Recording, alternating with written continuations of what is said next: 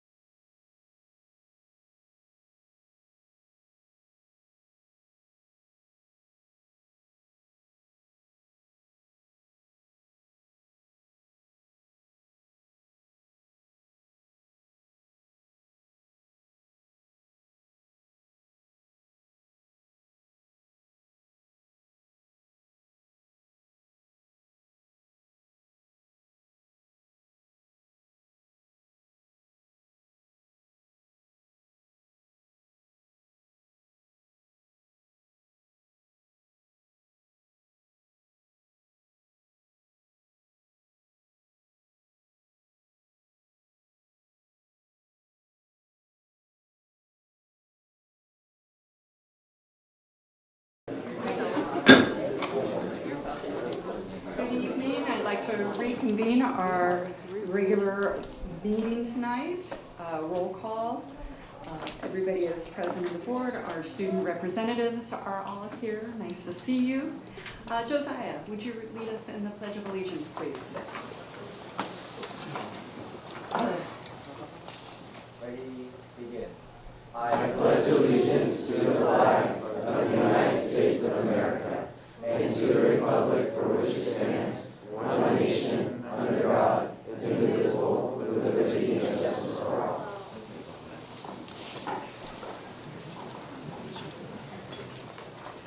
Next, I would like to report on actions from closed session. Student matters. Dr. Ball made a motion, Mr. Porter seconded, to approve the placement of new non-public student numbers 53, 56, 58, and 84 by a vote of 7 ayes. Personnel matters, public employee appointment. Ms. McFarland made a motion, Mr. Nava seconded it, and the board approved the placement of Jennifer Harris as Director of Personnel by the following vote: 6 ayes and Mr. Porter abstained. Public employee discipline dismissal release. Mr. Porter made a motion, Mr. Stroh seconded, and the board approved Resolution 2026-20, non-reelection of certificated probationary employees by the following vote: 7 ayes. Public employee discipline dismissal release. Mr. Nava made a motion, Ms. McFarland seconded, and the board approved Resolution 2026-21, release non-reelection of temporary certificated employees by the following vote: 7 ayes. Next, we'd like comments from our student representatives. Layla Shelton from Bear Creek.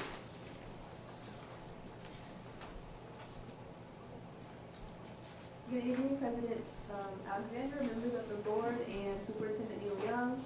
My name is Layla Shelton. I'm the AC President at Bear Creek High School, and this is my board report. Speech and debate. The Bear Creek Speech and Debate team continues its success as they're preparing for state and national qualifier tournaments coming up. Bear Creek's team finished first overall, 4 out of 6 tournaments this year, which is a new record. We wish the team the best of luck as they compete for their return to state and national championship this upcoming spring. AVID program has just completed a Sac State UOP field trip. We are currently preparing for AVID Big Dream Showcase on April 30th. We are preparing for AVID scholarships, and then we have been presenting for FAFSA lessons to seniors to Gov Econ classes. Link Crew has completed their 3rd quarter presentation to freshman English classes about goal setting, choosing classes, credits, and creating a 4-year plan. They have also checked in with their assigned 9th graders in the new semester and are working on reviewing applications for next year's leadership. Project Bruin collected goals for the 2026 from the majority of students on campus to create a goal wall and has completed check-ins with our new Bear Creek students this new semester, and has worked on developing applications and a plan for the class next school year. Sports. For the past couple of weeks, we have had our senior nights for our girls and boys basketball, soccer, and wrestling team.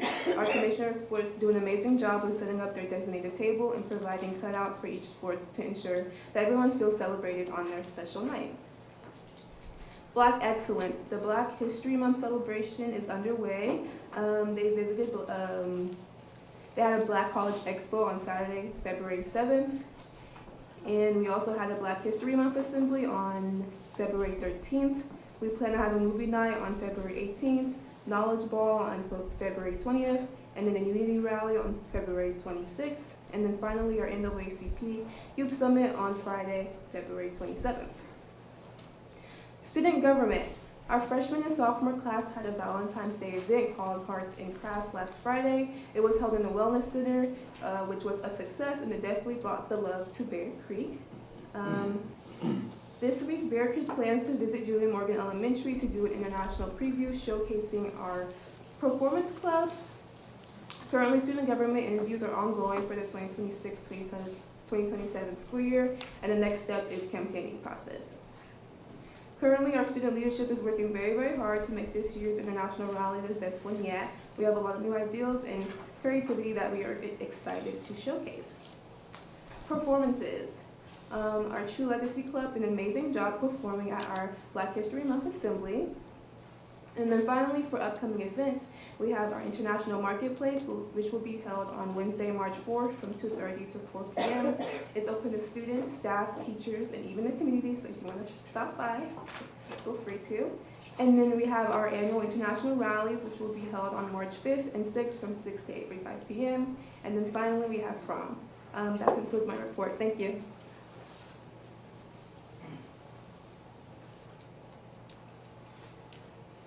Okay, thank you very much. Josiah Garcia from Tokay. Awesome. Good evening, President Alexander, members of the board.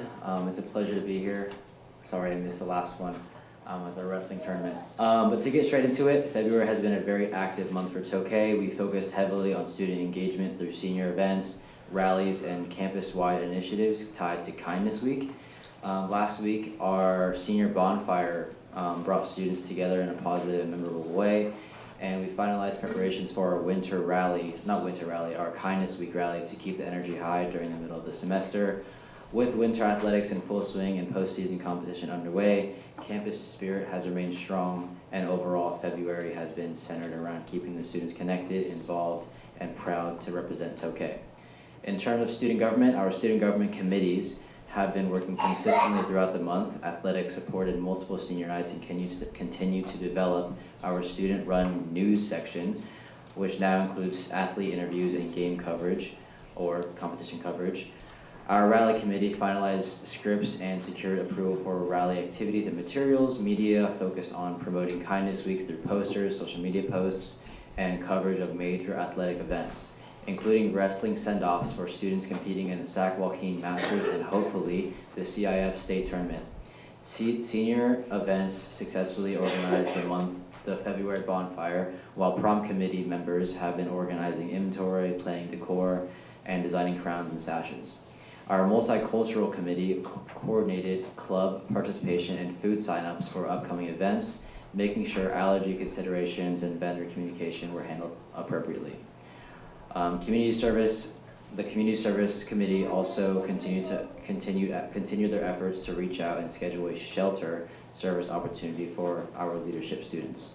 In terms of accomplishments and stuff like that, February has been especially strong for Tokay athletics. The varsity boys basketball advanced to the playoffs and is competing against Downey, representing our school at a high level for basketball. Our wrestling program had 9 varsity athletes qualify for the Sac Joaquin Masters tournament this Friday and Saturday. The highest placement for the previous tournament being the D3 Divisionals tournament came Josiah Garcia, who earned 3rd place. In addition, the Tokay varsity athletics performed exceptionally well, sending multiple athletes onto the Masters competition this weekend as well. We are proud of the dedication and efforts of our student athletes, continue to demonstrate both on and off the mat and the court, and are excited to see the efforts of the spring athletes as track and baseball are already underway in their practicing. In terms of academics, extracurriculars, Kindness Week activities throughout February supported leadership development and positive campus culture through promotional efforts, rally messages, and student-led initiatives. We emphasize respect, connection, and character. These activities directly supported social emotional learning and reinforced the importance of creating a welcoming environment for all students. Winter sports remain in full competition. I think that's I already said that. But basically our media team has been expanding their collaboration with athletic programs to increase student visibility and recognition. Student leadership clubs, groups, and athletics continue to work together to strengthen the school involvement and campus spirit. To close out February, we have Kindness Week running through February 16th through the 20th, which will include campus-wide activities, weekly spirit days, a rally, and a free school dance that has been hosted by a parent club to encourage greater student participation and inclusivity. In closing, February has been a month defined by a strong athletic performance, active student leadership, and continued efforts to build a positive and connected campus culture. We're proud of what we've done and look to keep doing that moving forward. Thank you. Thank you, Josiah. Now, Karan Sandhu from Middle College. Good evening, President Alexander, members of the board, and Superintendent Young. For school activities and programs, our students are enjoying their 5-day weekend, many celebrating Lunar New Year today, and are ready to return to school more refreshed tomorrow. And then more seniors have received college acceptances from CSUs and are eagerly awaiting the next wave of admissions in March. For student government, we held our annual movie night on February 6th. Many students came and enjoyed the opportunity to watch Howl's Moving Castle with their friends, and then a lot of people went to Yogurtland to enjoy their boba deal. During Kindness Week, we had a leave a compliment, take a compliment jar to spread some joy, and a lot of students enjoyed leaving compliments. For Counselor Appreciation Week, our members made Ms. Khan and Ms. Campos posters to show their gratitude. And then with Spring Rally coming up on March 27th, we've posted a graphic and have selected our talent show acts as well as our MCs, and we've also finalized our Spirit Week. Students are eagerly prepping their music videos, chants, and banners in the meantime. As prom approaches on April 18th, we have opened up our prom poster contest, offering winners free tickets as a prize. We're in the process of finalizing our theme and will begin decor planning next week. The senior AVI teacher, Ms. Giannoni, went over the state seal of civic engagement, and many are interested in applying. And then seniors have also received their caps and gowns, and a lot of them are applying for the Delta degrees as well. Mesa has selected teams to participate in Mesa Day on February 28th, and then clubs have began planning their last events of the school year. Our club is planning their field trip to the D. Young Museum on March 20th, currently choosing members who are eligible to attend. Culture Club is planning for their spring culture cuisine, which is also on March 20th. And then in April, Aquatic is hoping to raise money with a game night on April 3rd. Culture Club will be taking students to Japantown on April 11th during the festival and are starting to narrow down the list of attendees. Red Cross will be holding an award ceremony on April 24th to recognize hardworking members, and they're also hoping to hold a blood drive on April 24th. For special student/staff accomplishments in academics, in Senior Avid, we are working on scholarship research and have research professionals in our fields of interest. For co-curricular, Mesa Day will be held on February 28th to prepare. Our club has been testing prototypes and studying, and the Middle College High School's Aquatic took first place overall at regionals with students in Division I going to state. They came back to many congratulations from their peers. Middle College High School Science Bowl team will be competing in the Regional National Science Bowl next Saturday, February 21st, and students are studying and preparing. Our upcoming events are the Art Club Field Trip on March 20th, Culture Cuisine on March 20th, Spring Rally on March 27th, Academic Game Night on April 3rd, the Culture Club Field Trip on April 11th, Prom on April 18th, the Red Cross Ceremony on April 24th, and the Red Cross Blood Drive on April 29th. Thank you. Awesome. Thank you for everybody.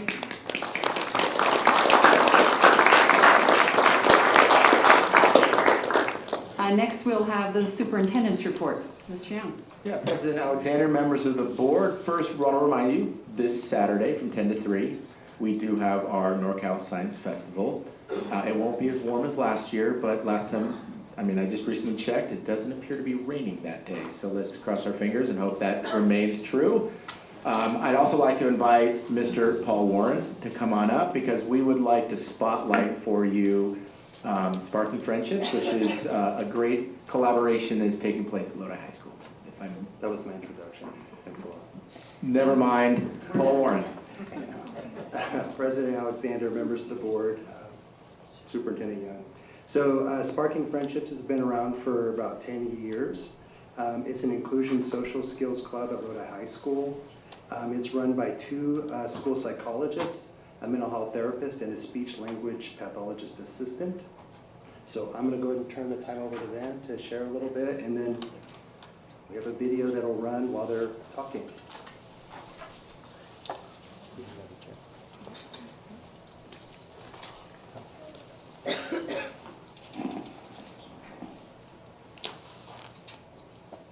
So while we're talking about our group, this video is going to play, and this just showcases the different things that our club does throughout the year, whether it is at school, whether it's activities or volunteer time, so you guys can kind of see the different things that we do.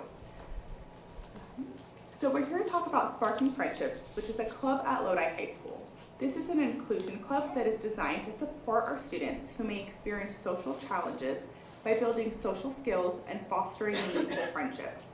This club has been going strong and serving the students at Lodi High School for over 10 years now. Sparking Friendships is facilitated by our support staff and brings together students from both general education and special education. Our mission is simple, but it's powerful: to create a safe, accepting, welcoming environment where all our students can connect, engage, and build meaningful friendships. Each week, our students participate in structured social activities, games, and community-based experiences that promote social skills, communication, teamwork, and confidence. Beyond the activities, the heart of our club is belonging. Our students are not separated by labels. They are peers who learn from one another. Our impact extends beyond campus, though. Our club members actively participate in community events such as the Salvation Army Shopping Spree, the Lodi Light Parade, and our Mental Health Awareness Week at Lodi High School. These experiences allow our students to practice real-world social skills, give back to the community, and represent inclusion throughout Lodi. For more than a decade now, this club has quietly made a lasting impact on our campus culture by modeling inclusion in action. We are proud of the relationships that are built and the sense of community that is fostered through our program. Thank you for continuing the support of our inclusive practices and ensuring that every student feels valued, connected, and seen. Next, we are going to actually have some of our students who are going to share, and our first one is going to be Zach.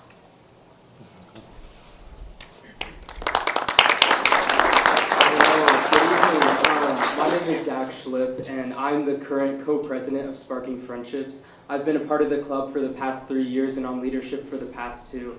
It's really an amazing club, and we just want to share our heart with you guys. And truly, it's a club to bring inclusion across the campus. You get to meet so many different people from so many diverse backgrounds, people that aren't like you at all, and you come as strangers and leave as friends. And it's really an amazing club to meet a ton of, just like I've said, a ton of different people across Lodi High, and it's very including, and you're able to welcome so many different types of people there. And I would like to bring up Gael to continue talking about our club. Thank you.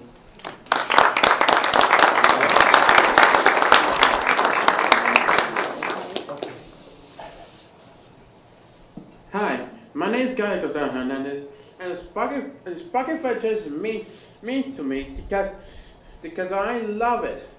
I've been there since sophomores and junior, but I never been to the freshman before. Until I realized that I did something very fun with all my Sparking Friendship clubs. I went to the Lona Boy Alley with my friend Alex, Chris J, and others. Then we have a great time together. Then we have a barbecue in the picnic area, and then we have tons of fun activities, like a marble one that I play with, playing hot potatoes with all my friends, and then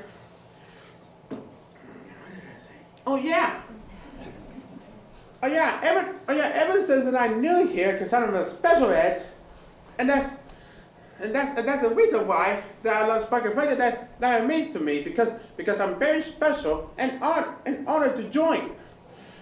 And now it says here, and now it says that I'm arrived. I'm new since I'm new here. I would like to thank my Sparking Friendship Club to bring me very special and have a great time together.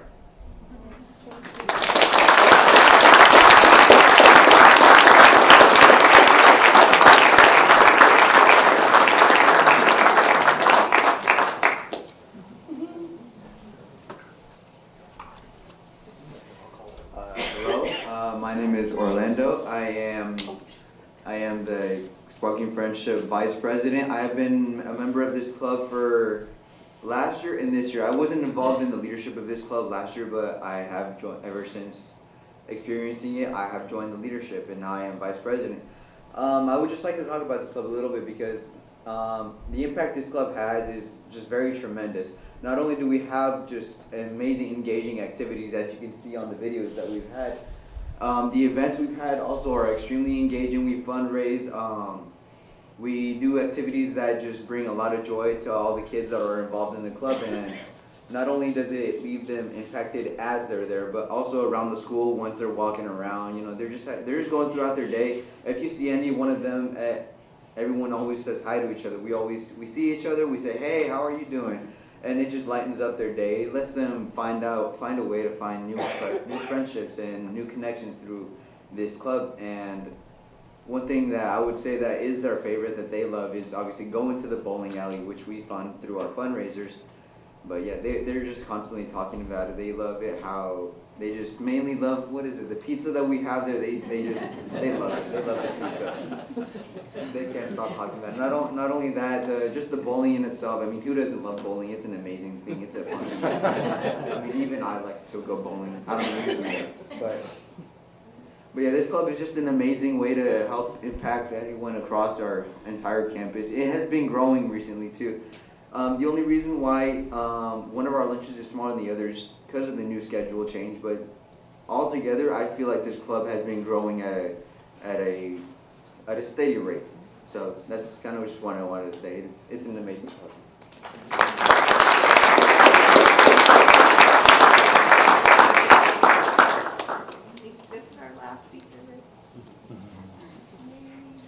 Good evening, everyone. My name is Reed Leong, and I'm one of the new members of Sparking Friendship. Personally, to me, the club is a great opportunity to come together with not only your friends, but also to meet new people in the club. We have great leadership, not only through the adults here who run the club, but also through the students who come up and take on leadership roles to organize the club and organize activities that we do every week. They create an incredibly inviting environment and overall make the club a lot of fun. I think that every school should have a club like this. Thank you.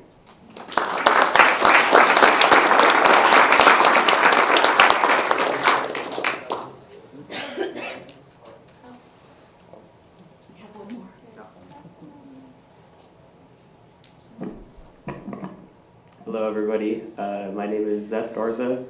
I joined the club a little bit later this year. I was invited by Reed. This club, it's a lot of fun. Just every Tuesday, you know, we all come together, and it's a lot of bringing people together that I haven't met before. Obviously, it's sparking friendships, you know. But I have met new people and made new friendships. Orlando, I'd like to say, and Zach and Issa, who isn't here today, I believe. But you know, they've all been great for me, and the club overall is just a great positive place to be.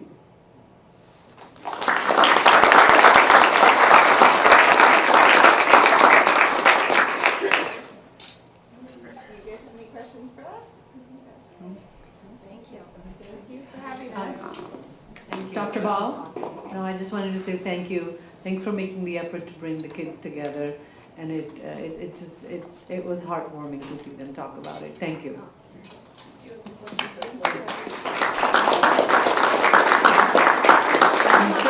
Ms. Lenderman had a question?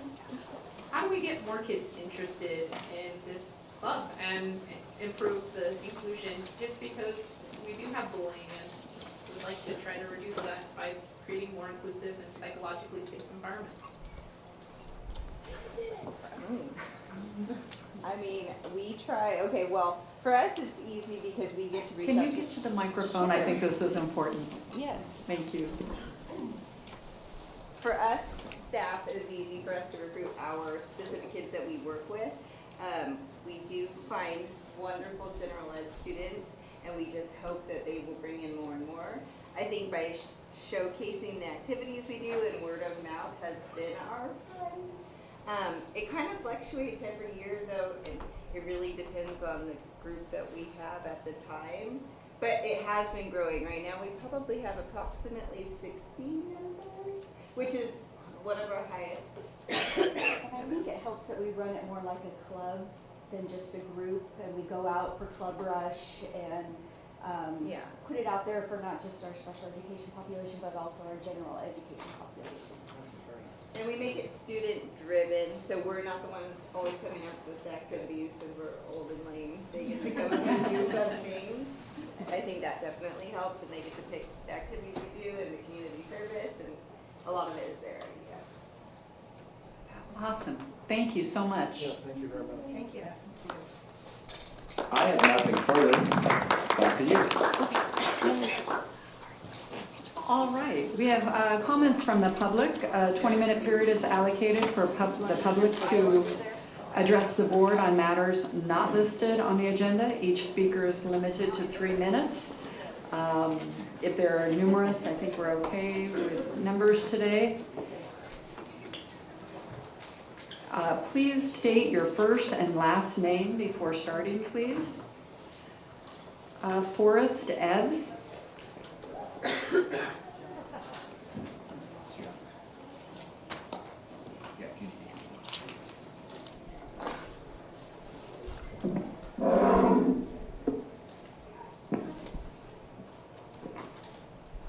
Good evening.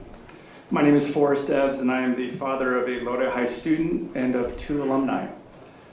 I'm here this evening to talk about AP Computer Science. So we recently learned of the administrative decision to eliminate AP Computer Science at Lodi High School. Regardless of the intent, this decision will have profound implications on the success and career readiness for Lodi High students. AP Computer Science is the foundation for an undergraduate education, and it's basically what most students bring to a very competitive undergraduate computer science programs. It's the foundation. With this recent decision, our students will be at a significant disadvantage, both in admissions and readiness, should they elect to pursue an education or career in information technology. Beyond this, Lodi Unified should be concerned about the message that is being sent to our students through this action. We live less than 2 hours from the world headquarters of the information economy, yet we do not educate or prepare our students to participate. With this recent decision, there will be just 2 courses in computer science at Lodi High School. This choice reinforces long-held stereotypes and biases against our Valley kids. The Board of Education of all entities should be advocating for access to the same educational content and rigor as our Bay Area neighbors. By eliminating AP Computer Science, you are telling your students to expect less from their Valley education. So it should be no surprise that AP Computer Science courses are predominantly located in high-income, low URM, or underrepresented minority schools. Low-income, high URM schools, like Lodi High School, are far less likely to offer AP Computer Science. We have an opportunity to reverse this trend and defy the message that some students should not expect participation in the digital economy. So in summary, I did send this to you in a letter. I hope you have some time to read it. I hope this is a continuing conversation that we have. I really want to emphasize that our students are going to inherit a digital economy with AI and everything else. I would hope that kids at Lodi High School would have the same opportunities to lead that industry, and I fear that decisions like this will slowly erode at the potential. Thank you again. Thank you. Thank you.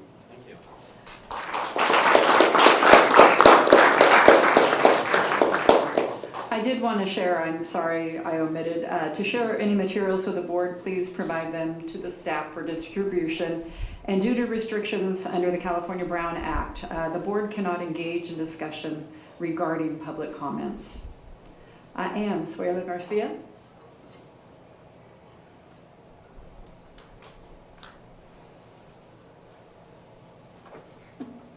Very tall. Hi, Ann Suela Garcia, teacher and community member. Sorry. We have a job fair coming up on March 7th, and I will be there along with some of my colleagues from LEA, and the possible incoming colleagues will say, why should we work for Lodi?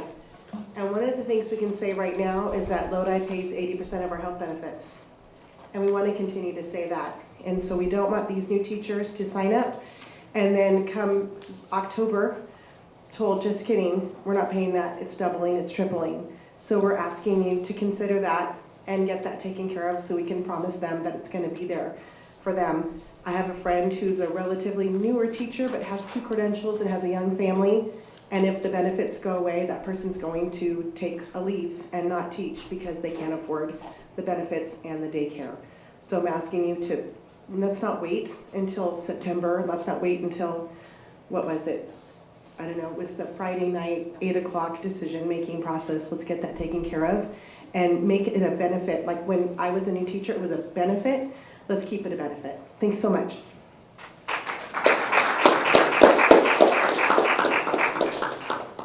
Rebecca Lima.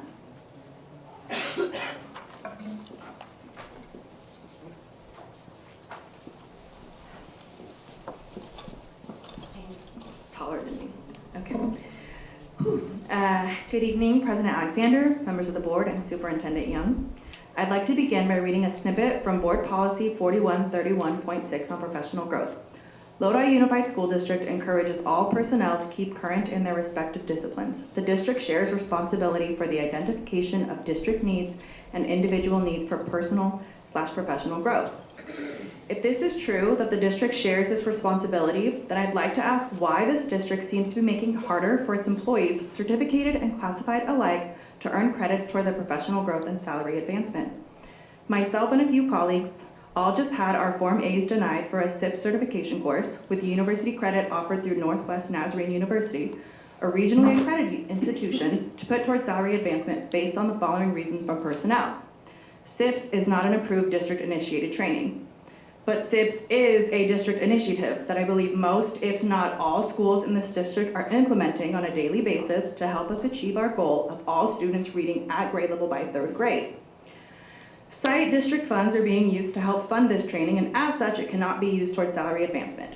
This has never been an issue, or seemed to be an issue with AVID trainings. I've attended many of them myself, many other colleagues have, with the registration paid by the district or by the site, and we still get to use them for salary advancement. In fact, the district is currently promoting an AVID training over March break with registration paid for, and it can be taken for units. So what is the difference? The units are through a third-party vendor and not taught by a university professor. The vendor of this particular course is Collaborative Classroom, the vendor that provides us with our SIPS curriculum. Additionally, nowhere in this board policy regarding professional growth units does it specifically say the course needs to be taught by university professors. In fact, to use AVID trainings again as an example, those are also not taught by university professors, as far as I know, but rather certified AVID trainers and educators.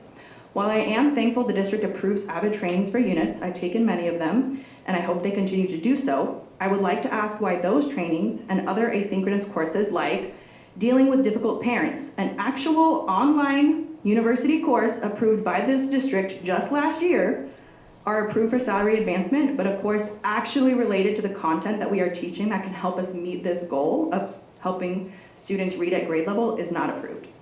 While the denial of this particular course affects me personally, this pattern of denying courses for salary advancement has affected too many teachers and classified staff members over the last few years.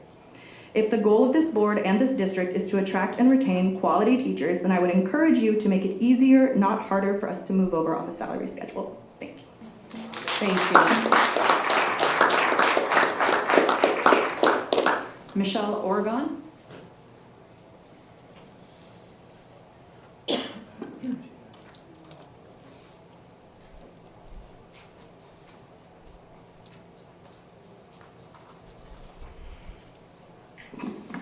Good evening, President Alexander, members of the board, Mr. Young.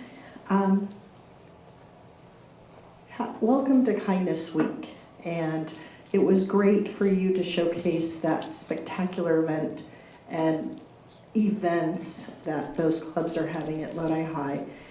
We really do appreciate those highlights. I came for an invitation to mark your calendars for March 2nd through 6th. I've sent you a little email regarding an invitation for Read Across America. The nation will be celebrating reading, the joys of reading. So please mark your calendars, and if you're able to, come to read to students throughout the district. In particular, we'd love to have you at Needham. My class would love to have you in second grade. If you are not interested in reading, maybe you have an hour or 30 minutes or so to listen to students read that have moved up and are celebrating the joy of reading to someone and practicing that skill. So come to read or listen to second graders read. I'd just like to make a note on the computer science at Lodi High. My youngest was one of the first students that took that class when it was offered, and that was an accelerant for him to be interested in computer science. So to hear that's been taken away, it's a little disheartening, and it kind of looks like we're going backwards, backpedaling on that. So please look into that. That is a course that did and has accelerated some students that have graduated from Lodi High into the computer science area. So thank you for all that you do, and happy February. Thank you. Next, we have comments from employee group representatives. The representatives from each employee group will have 3 minutes to comment on non-agendized items.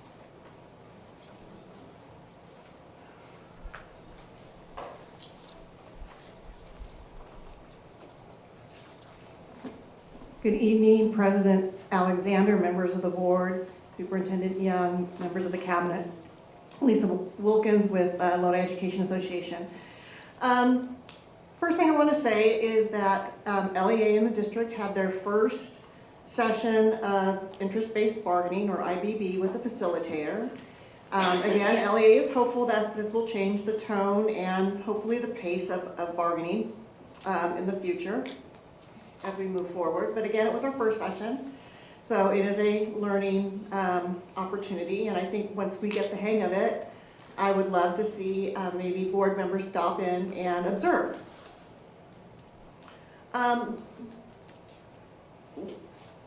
One of the things that I heard is about the computer science at Lincoln High School. And I am not sure what the issue is, but I do remember long ago, because I participated, the district sponsored, much like they sponsored AVID classes, teachers to go take classes to get their AP certification. We went to Sac State. It was a week or so, maybe a week or two, to go and get our certification. Again, if the district wants to offer these kinds of courses, maybe we have to have these incentives for our teachers. And as I remember correctly, yes, even though the district paid for our tuition, we weren't able to buy the units because the district at the time wanted more AP teachers. I think we're coming to the same point. I've seen a lot of our AP teachers retire over my tenure of the last 4 years. I think this is something we need to look at. And again, going back to units for moving over the salary schedule, I said this at the last time. When we squared the salary schedule, we made it really difficult for a person to move from column A, which is an AB up to 44 units, to column B, which is an AB at 45 to 59. If you come out of a blended program, you do not have that extra year, those extra 30 units. So going to get 45 units, you could get 2 master's degrees and still maybe not get 45 units. You know, some master's degrees are only 24 units. So, I mean, well, maybe, but you'd have to get 2 master's degrees basically to move over. So we do need to find common ground on what courses we are going to allow our teachers to get units to move over on that salary schedule. And again, as I mentioned at the last meeting, I would like to see the district and LEA form a committee to look at what would be allowed. One of the things that has happened, I'm going to just finish this, is that in the past we were able to do conferences. Some conferences are the only places where some of our CTE teachers, some of our music teachers can get units for salary advancement. We need to relook at this policy. Thank you.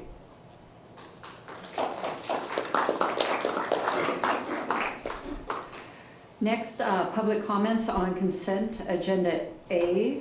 The public may address the board on consent agenda A, routine business. Each public speaker shall limit the comments to 3 minutes. Please state first and last name before starting. Good evening again, Lisa Wilkins with LEA. I wanted to talk about the adoption of board policy 1445. There's nothing in here that I disagree with. I just want to emphasize how important this is for some of our, not only students, but our staff. Previous policies that I've seen did address students specifically, and I'm very happy to see that this one talks about staff, because I know we have staff that are part of the DACA program, the Dreamers program, and I have heard from them that they are worried about whether the district will disclose their immigration status, because there was nothing specific in our policies regarding staff. So I just wanted to thank you for that. Thank you. Thank you. Would board or staff like to pull any items from consent agenda A? I'd like to pull 13 and 14, please, for comment. Okay. A2, A12. Okay. 13 and 14. I make a motion to approve the rest. Second. Pulling A2, A12. Mr. Porter, what was it? A2, A12. Thank you. Sorry.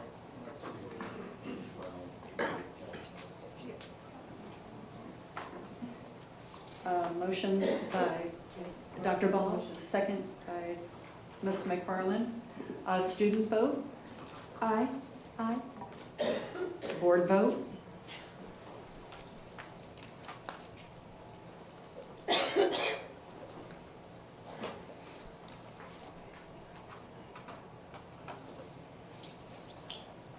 Vote passes 7-0.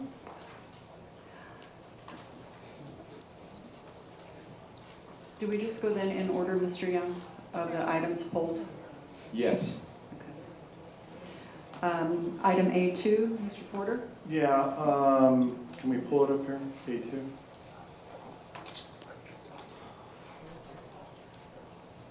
I'm looking under, it's already been pulled out of routine business, so it's somewhere.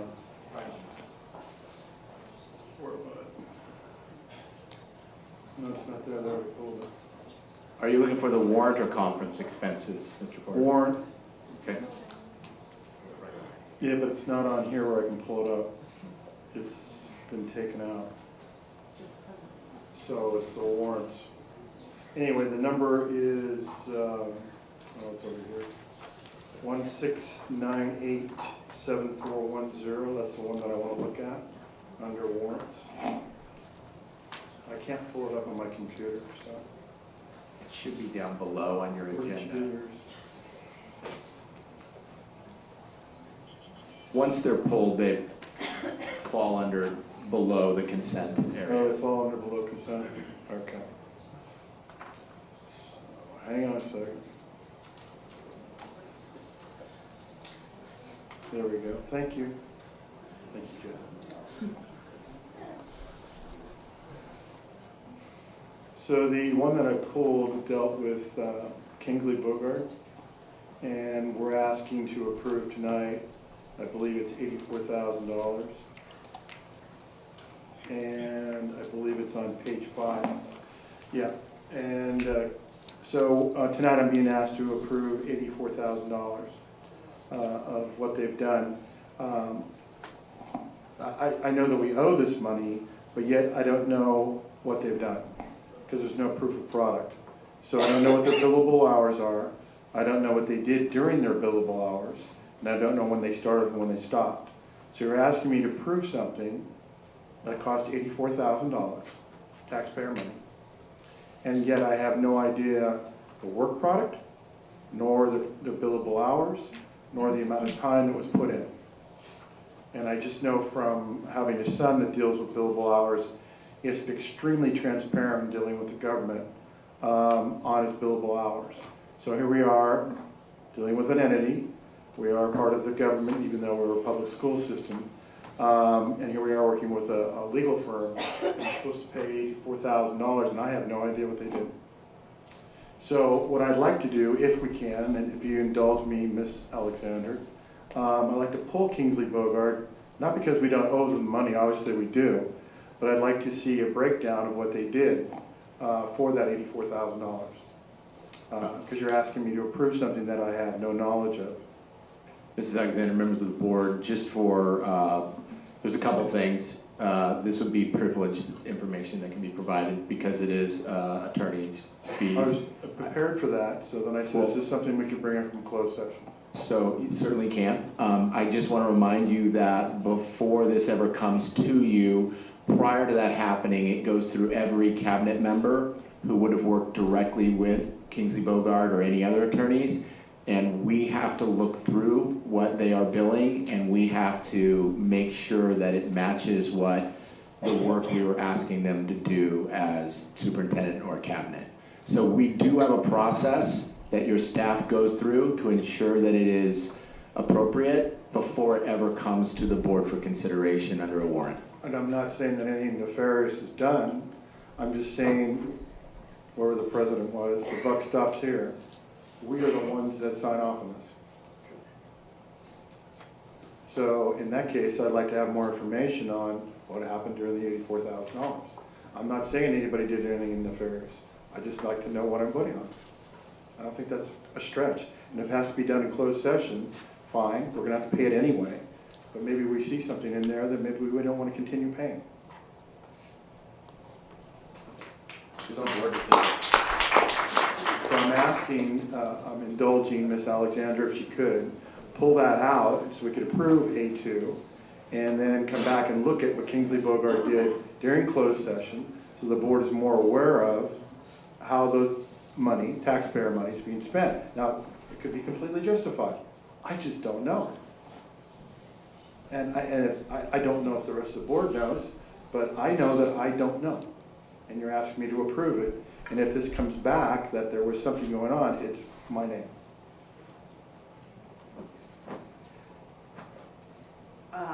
I've not seen, to pull it and bring it back, we can't really do that, but we could, I'm not sure on this. This is any suggestion? I just have a question. Is there a net 30-day pay on a bill like this? Are we due for late fees if it's not paid in time? Is there something like that?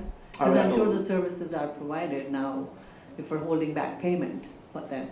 So two things, and April Waters can certainly clarify this, but we do approve in advance a certain amount of money that is set aside. And that money was set aside at the beginning of the year. This goes against that amount of money. Although I know what you're asking to do with these warrants, my recommendation would be, if it's the interest of the board moving forward, that we share the information regarding attorney's fees and the specific reasons associated with those fees. I would recommend we bring that to you. That can be absolutely in closed session because that is attorney-client privilege. But I would not recommend that we hold off on approving this, but we can still provide you that information and provide you future information if that's the interest of the board. Could this information be provided prior to it getting on the agenda, or once it's on the agenda, if we had emailed you to get this, is that purvey to us available, or does it have to be, it's still not? Yeah, this is attorney information, this is employee issues, this is, I mean, there's a lot of unique issues going on that would not be appropriate to share out otherwise. I have no problem. I have no problem with any of that. I'm just saying you're asking me to pay for this, and I don't know what they did. So if that goes to closed session, fine. Now, moving forward, if we can get a guarantee that we'll get those in closed session, so we're better informed, I'm all for that. And then we could vote this, I'll motion that we approve this, if I can get that promise moving forward. Ms. McFarland? I don't disagree with you, Mr. Porter. My concern is that we're on a slippery slope because there's 100 pages of warrants. I understand. I can name 50 that I have no clue who they are. but I call and I ask what it's about, and I know you have faith in our cabinet, because when these go through, even the site expenditures, that we're trusting our principals, that they're going through these with a fine-tooth comb. And I trust our financial people, that they're going through these. I'm not saying we can't look at it and it can't come to us in closed session. I'm just saying if we're gonna target one vendor, we better be ready, because every board member can target 5 or 6 different venues. And if they do, fine, that's their right as a Well, no, public official. it's their right, but I think there's a point in there where we trust the people that we've hired to do their jobs. I'm not saying that they haven't, but eventually it's our decision. So if a board member wants to challenge, I support that. I agree. Okay, so then I'm saying here is, if we can get the further on Kingsley Bogart, other law firms, because I have no idea what's happening here. And what they did, what was their work product, what happened, it's $84,000. So that's just it's not my feeling, it's my want, it's my desire. I have to vote on this. I have to be responsible to my constituents. And a part of that is fiscal responsibility. So part of that, Mr. Porter, members of the board, is that we provide that to you in advance. Any one board member can request specific information in regards to that warrant, and we can provide that board member information. Okay. You know, that is their right, that is your right. Going forward, if we get that, then I'll motion to approve. I'd like to say one thing. Second. If we're gonna, There's a motion on the floor. I can still be called one to tax the question. Yes, she was in between before that. Even if the motion and second is there, I can still be called one. Yeah. I think if we're gonna look at one law firm, I think we should do them all to keep I it agree, fair. I agree. I would not like us to single out a single law firm. I think If that's any okay board with you, Mr. member, Porter? I think any board member can pull anything and ask for it to be, if we have Absolutely. to, a closed session. Absolutely. But I would like to do all legal firms. Okay, Okay, I support that. Thank you. so we have a motion on the floor and a second. Board vote? We're just voting on Are we A2, gonna- though. That's correct. isn't it? A2. Yes. Right. You can do the student vote first and then. I'm sorry, student vote. Aye. Thank you.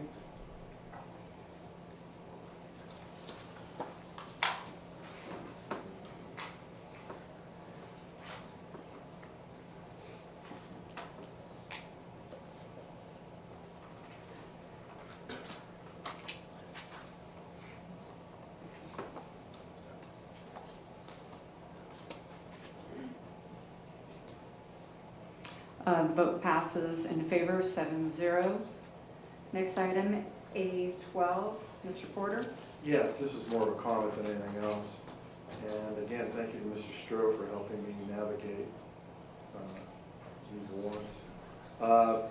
This is close to home here because this is approval of take bids on the bulkhead at Tokay High School. When Tokay High School was built, it was built in 51 meters, I believe, and they added a bulkhead so they could split the pool for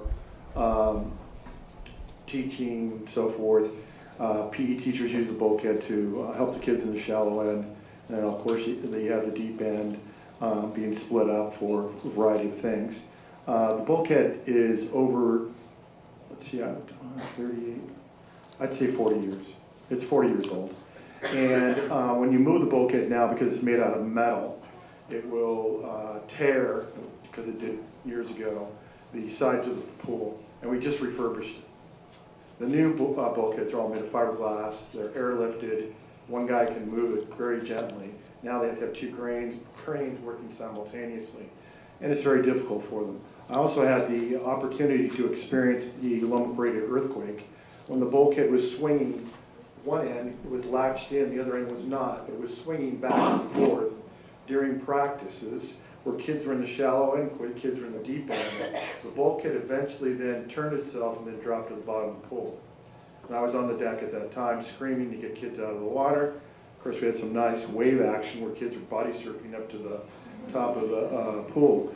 But this has been a liability for years, and I think it's well over. I have complained so many years about this, and finally Ms. Holden has listened to me.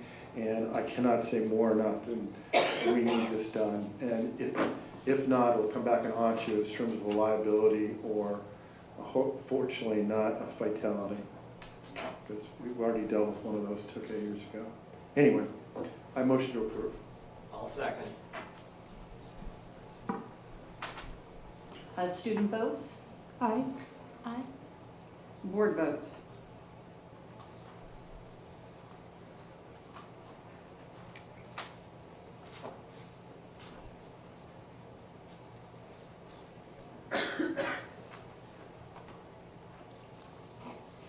Motion passes in favor, 7-0. Mr. Stroh, item A13. Okay, mine's more of a comment than anything, and I think this is a great idea. I talked to Mr. Campbell who developed it. It's already showing a great amount of interest in it, and I think anything that hooks, hooks any more students into something is great, because it brings in history, literature, conservation, hydraulics, also state law, conservation. And so I think it's great that they're tying all these little things in together, because if you get somebody interested in that, it can really spark something further on in their lives. And on a personal note, I know a surgeon in town that's worked, well, about 10 years ago, I counted 20 different staff members I knew personally that he had worked on, but he honed his knife skills when he was 5 and 6 years old cleaning fish. And he's still doing surgery now, 60 years later. My little brother. But anyway, it was through fishing that he did this, and this could, you never know what educational thing will spark something. It might not show right away up on a test, but it gets them interested, and it might be a lifelong skill carried out. And so, I just want a motion to approve this, and I think it's a great class. Second. Motion and second. Student vote? Aye. Aye. Board vote?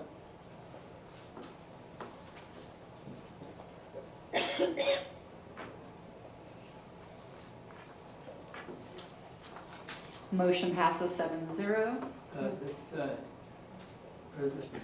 I just want to comment, Jeff, I took this course in college. Okay, yeah, and it aligns, Scott, it aligns with it. Did you get credit for it to help you? Absolutely, one unit.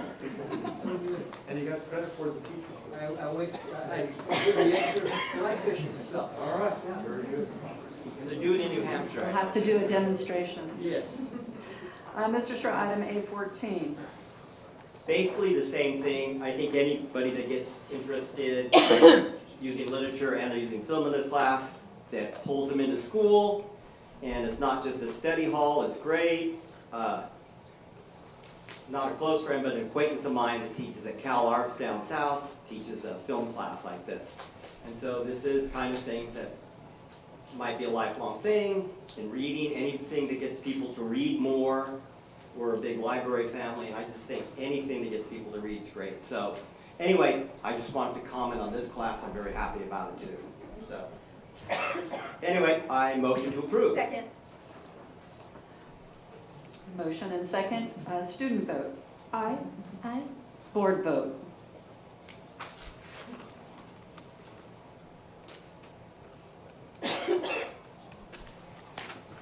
Motion passes 7-0. Public comments on consent agenda B. The public may address the board on consent agenda B, student matters. Each public speaker shall limit comments to 3 minutes. Are there any public comments on consent agenda B, student matters?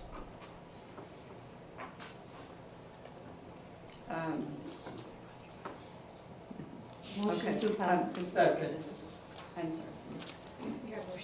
Motion and second, thank you. Board vote. Students don't vote on it. Thank you.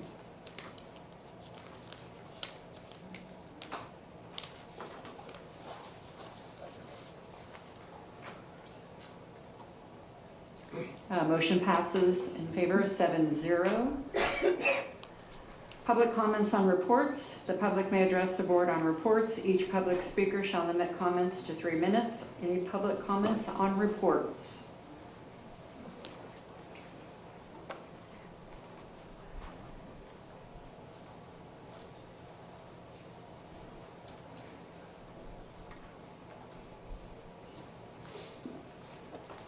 Good evening, President Alexander, members of the board, Superintendent Young, Valerio Contreras, CSEA, Lodi 77 President. We appreciate that the district is reaching out to realize ground study to address the concerns of the community and the state of the school sites. We agree we need more groundskeepers. However, this ground study does not mention how many irrigation personnel are needed to address the school sites. Does this mean the lead groundskeeper and the groundskeepers are going to start to help? It doesn't say so. Lodi Unified School District currently only has 2 maintenance 3 positions to address the concerns of the entire district. Only 2. No helpers, no support.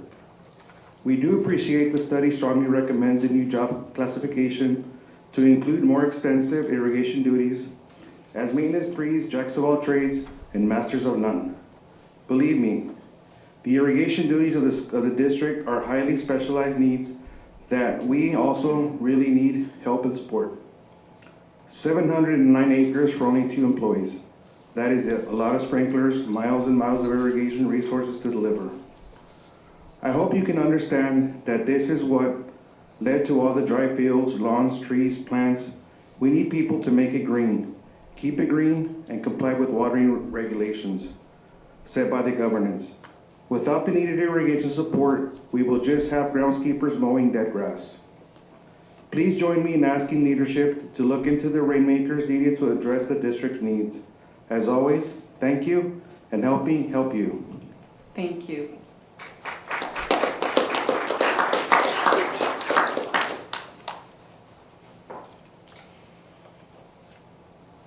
President Alexander, members of the board, I want to reiterate what my colleague said. Having dry fields is a safety hazard for teachers and students alike. We need to do better. While we always appreciate getting more staff, again, just having groundskeepers without having the irrigation as well is an issue. The other report that I wanted to talk about is on the Ed Services restructuring. I know this is part 3 of 3, but it's still a very, very high level presentation. The devil is always in the details. And I really want to see some details because I do think that this restructuring is going to have impacts on my members. And some of those impacts and effects need to be brought to the bargaining table prior to implementation, so we can work that out. Thank you.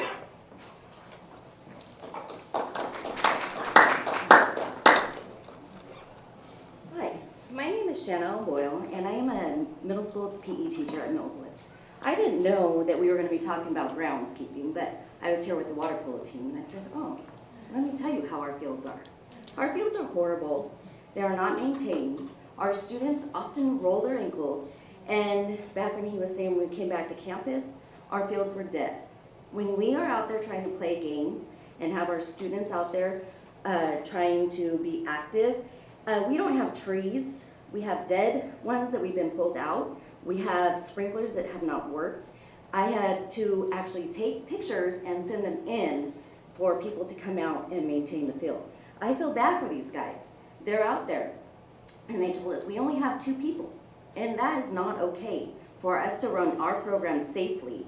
We watch these Keenan videos that talk about heat and how we have to be inside, we have to be under shade. We have no shade trees at Middleswood.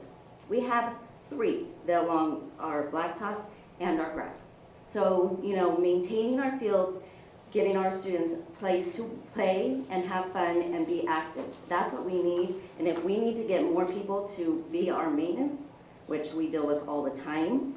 I won't even get started how many times I have to call maintenance and operation about things that are happening at our school sites that we are not able to get fixed because they do not have the manpower to come and support our schools. So please, think of the students who are out there trying to be active in the heat, in the rain, and whatever else, either a really dry field or a really muddy field. We can't get it perfect. Thank you.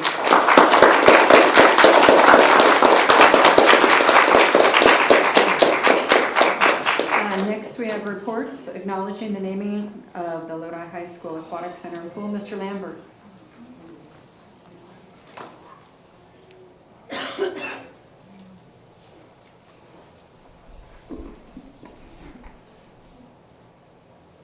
Good evening, Board President Alexander, Superintendent Young, and members of the board.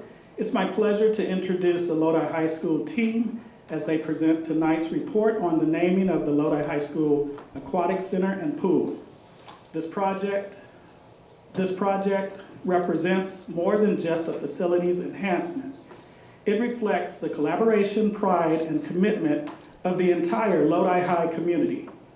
As outlined in the naming of the Lodi High School Aquatic Center and Pool presentation, the process included the formation of a naming committee during the 24-25 school year, bringing together students, ASB representatives, and staff to ensure the voices of the school community were part of this important decision. I would also like to extend a sincere thank you to Edith Hobart and our entire maintenance and operations team. Their dedication, expertise, and behind-the-scenes work were essential in bringing this outstanding facility to life and preparing it for both competition and community celebration. We are grateful for their continued commitment to our schools.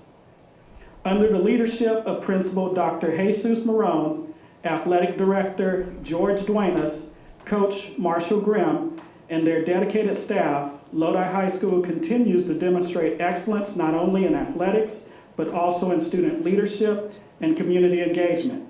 The Aquatic Center has already become a source of tremendous pride, hosting its first water polo game in October 2023, and now moving forward with a formal dedication ceremony this March.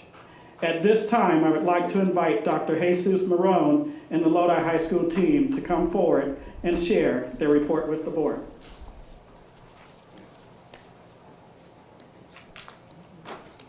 Thank you, Mr. Lambert. Good evening, Board President Alexander, board members, Superintendent Young, and the Lodi community. Thank you for the opportunity to share the Lodi High School process in naming the Aquatic Center and Pool. This facility represents opportunity for our students and stands as a tribute to the years of commitment and leadership that built a tradition, pride, and competition at Lodi High School. And more importantly, it gives the students an opportunity to participate in the swim and water polo programs. To speak to the legacy and its continuation, I would like to introduce Coach Marshall Grimm, who's not only a social science teacher, he's also a head water polo coach, a former Lodi High School student athlete, and has been mentored by many of the leaders that will be recognized tonight. Thank you, and please join me in welcoming Coach Grimm.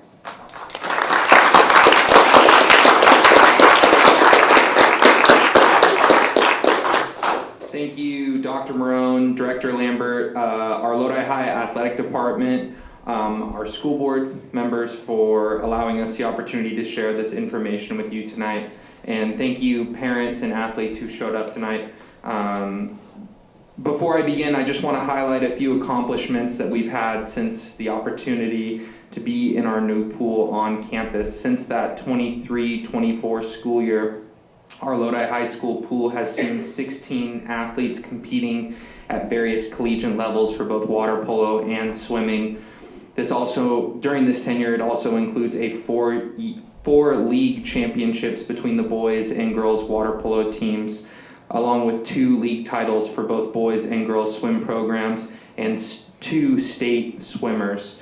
All this has been accomplished in the 3 seasons that we have had the pool so far, so I'm very excited to see what's in store for our aquatics program. If we can go ahead and get the slideshow started, that'd be great.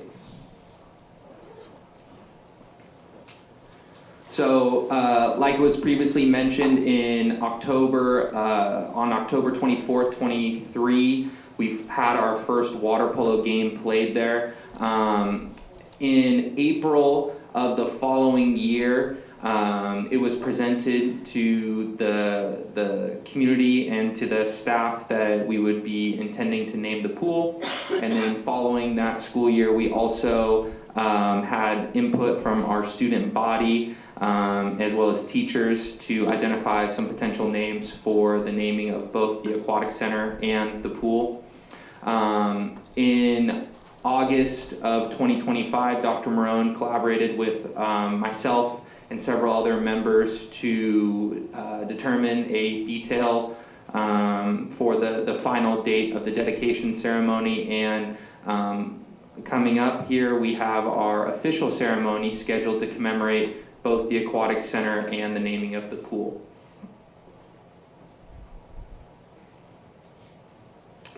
Above is some details just about both the plaque for the naming of the pool and for the signage for the entrance to the Aquatic Center. You can see for the John and Cindy Griffin pool plaque, it is a bronze weathered plaque. I just picked it up last Friday. It's beautiful, very heavy. Dedication message and year of the dedication are included on the plaque. And the plan is to have it be located behind the diving boards, so on the opposite side of the scoreboard. In terms of the Christie Family Aquatic Center sign, it's going to be a metal brush finish with the Lodi High logo on each side. And as opposed to the picture it shows coloring, it will be black and silver. It's a cleaner look in my opinion, and it will be located on the north wall of the main entrance. And now I would like to introduce Lodi High senior Temple Marcy, who has been an integral part of the success you heard about previously, to invite you to our ceremony, which we can honor the individuals and their families. So please welcome Temple Marcy.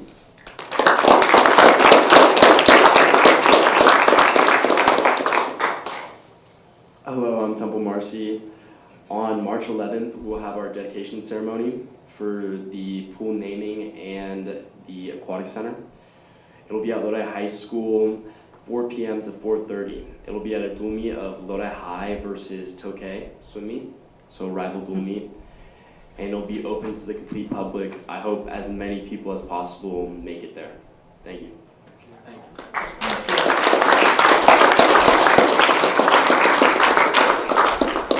Thank you again for the opportunity to present to you. Thank you.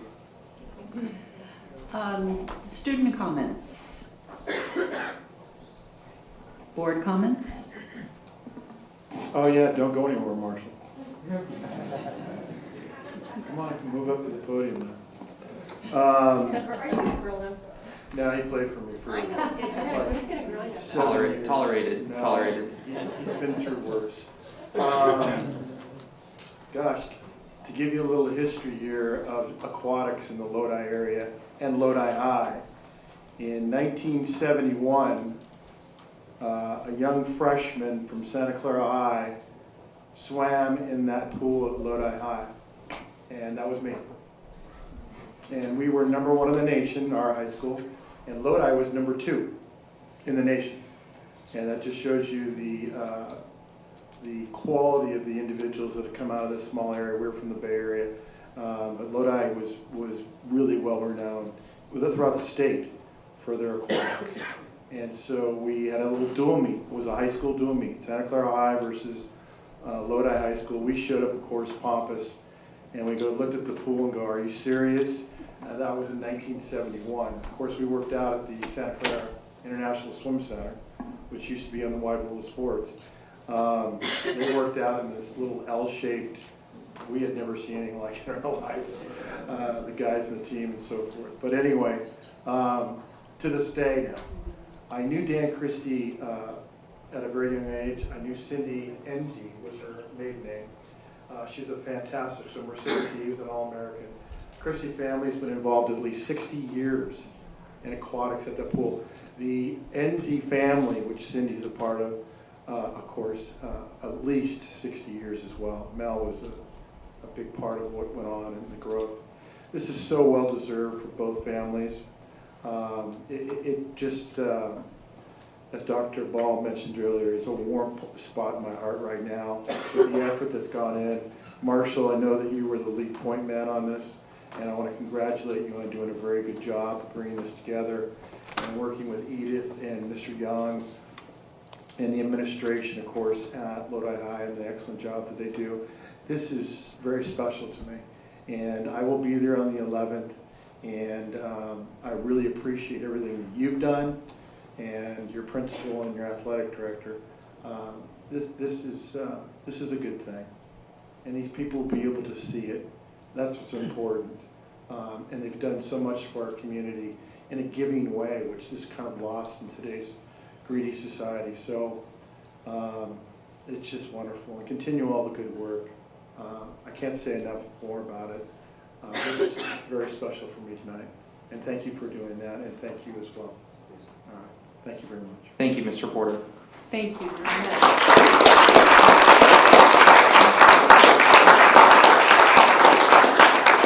Ms. McFarland has a comment as I well. just have a quick comment. Marshall, you're an example of what graduates from one of our schools, goes on, gets college, has choices abundant, and you decide to come back to Lodi Unified. Not only teach, but mentor students, and then get back in that pool and coach the way you were coached way back in the day. So thank you for coming back. Thank you for educating our students, but thank you for being a mentor to our students. We really appreciate it. Thank you, Mrs. McFarland. Appreciate that.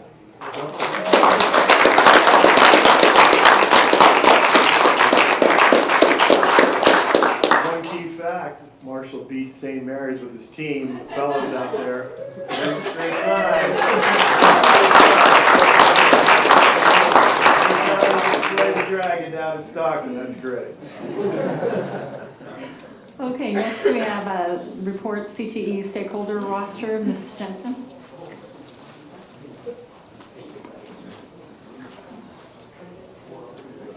That's a really hard act to follow. Can you make just absolutely.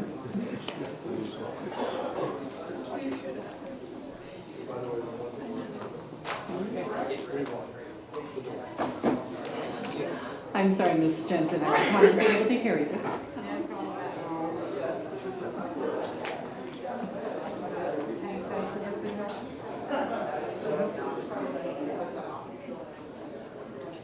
Yeah.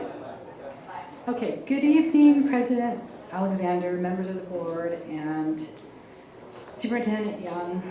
He'll be here in just a moment. My name is Julie Jansen. I am the Director of College and Career Readiness. Today, next slide please, thank you. Today I'd like to share with you our CTE stakeholder roster, which is our invitation list for the district CTE Stakeholder Advisory Committee, which is a part of our federal funding requirements for Carl Perkins 5 funding, for which we apply and receive about $200,000 to $350,000 per year to spend on our CTE programs. The requirement also includes bringing the roster of our advisory committee before the board, which is why I'm here tonight. Our committee includes local business partners, teachers, students, parents, community members, and our district's special populations representation. Our stakeholder committee meeting convenes twice a year. We're only required to meet once a year, but we meet twice a year. And includes advisement on CTE program needs, supporting curriculum development, reviewing CTE participation and completion data, equity and access, targeting our outreach to special populations, and discussing funding priorities. The purpose of the meeting really is to provide a platform for our local business partners to help guide the directions of our CTE programs that we offer in our district to ensure that we're meeting the needs of our local workforce while preparing students for college and career success. Next slide, please. This is very small and a very large list of everyone that is included in our invitation list. We have approximately 25 to 35 folks who are on our committee list who come regularly every meeting. Next slide, please. And that's it for my short presentation. Are there any questions? Any student comments? Board comments? Looks good. Thank you so much. Thank you. Thank you. Next, we have the LCAP mid-year update. Mr. Lambert.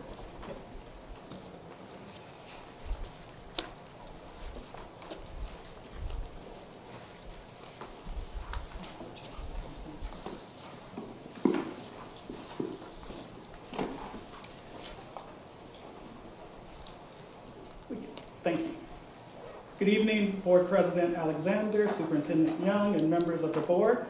Tonight we are presenting our LCAP mid-year report, which provides an update on our progress towards the goals outlined in our local control and accountability plan. This report reflects where we are at the midpoint of the year in terms of student outcomes, implementation of actions, and overall progress towards our district priorities. In addition to this presentation, we have a more detailed companion presentation that's included in your packet that includes specific metrics and a mid-year budget update reflecting expenditures through December 2025. This presentation provides a deeper dive into the performance indicators and physical alignment of our LCAP goals. We will also be returning on March 3rd for a board study session where we will discuss the overall direction of the LCAP as we begin developing year 3 of our 3-year LCAP cycle. This will be the 3rd and final year of this current cycle. We will engage the board, community, staff, and students in providing input as we develop the updated plan with the goal of bringing the revised LCAP forward for approval in June 2026. At this session, we will provide an update of our 26-27 budget forecast to help frame planning considerations. At this time, I'll turn it over to Dr. Rafael Ceja, our Director of Education, as he walks us through a high-level overview of each goal in this LCAP. Thank you, Mr. Lambert. Good evening. President Alexander, Superintendent Young, members of the board. Next slide, please. So here we have Goal 1, standards-based curriculum, staff, and facilities. This goal focuses on foundational systems that support student learning. We continue to maintain full instructional material sufficiency and one-to-one technology access for both students and certificated staff. Our facilities remain in good to exemplary condition at nearly 97%, reflecting our continued focus and commitment to safe, well-maintained campuses. These core operational systems remain strong and stable. Next slide, please. This next slide shows some metrics related to academic growth and English learner progress. In the area of academic performance, we are seeing positive momentum. Science achievement has increased, more students have successfully completed CTE pathways, and our English learner reclassification has significantly improved. We are also seeing a downward trend in chronic absenteeism. While continued focus is needed, these indicators reflect meaningful progress in both achievement and engagement. Next slide. Goal 3 is safe and connected schools. This goal addresses school climate and student well-being. Suspension and expulsion rates continue to decline, and student connectedness has improved. These trends suggest that our efforts around student supports, positive behavior systems, and school culture are contributing to more supportive learning environments. Next slide, please. We have goals 4 through 7 are equity multiplier goals. For our equity multiplier schools, additional funding is provided to the sites identified as higher needs schools. These schools are using funding to strategically support students groups identified on the California School Dashboard. The emphasis remains on accelerating growth, addressing opportunity gaps, and improving outcomes through targeted site-specific strategies.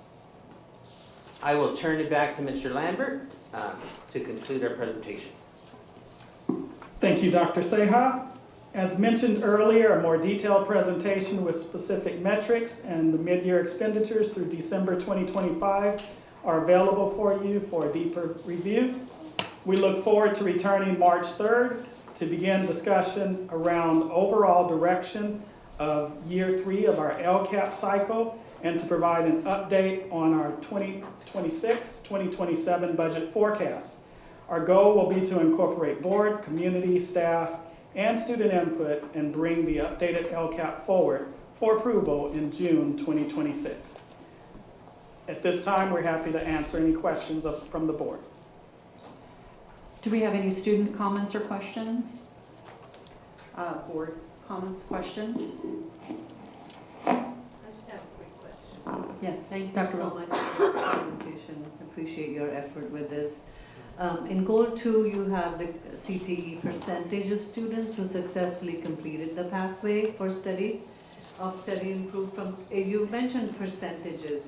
Is it possible to get a number, a concrete number instead of a percentage? So can I have an idea of how many kids we had in 2023, 24, and where we went to, rather than just a percentage?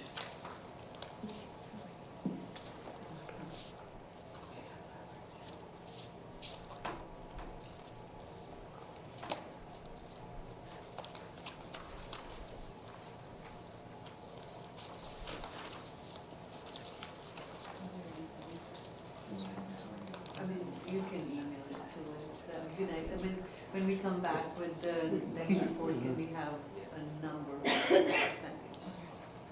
Thank you. Yeah, that would be great. Mrs. Lenderman?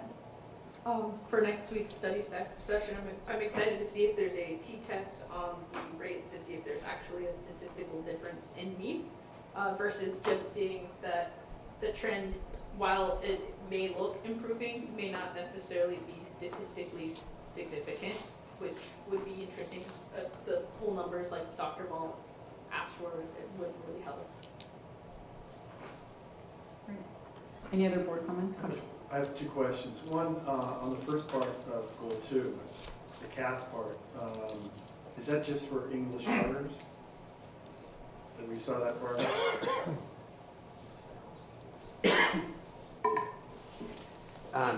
Was that about the science test? Yeah, CAS. Yeah, the CAS, that is for all students, yes. That's for all students?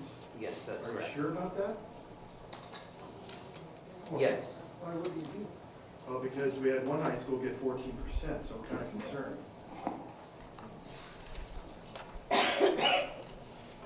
And the others were in the 20s. We never had anybody in the 30s.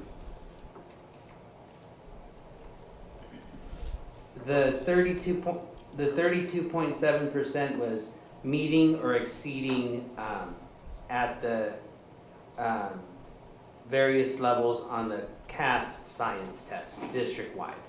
How many passed the CAS test?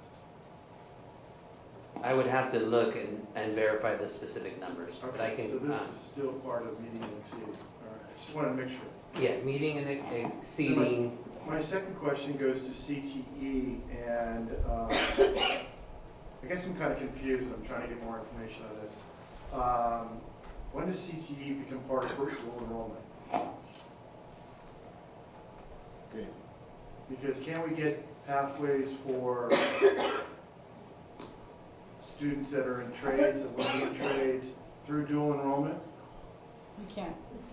So, There is dual enrollment specifically for CTE, yes. yeah, so I guess I'm saying, when does CTE become dual enrollment, or is it never going to be part of dual enrollment? Only part of it will become dual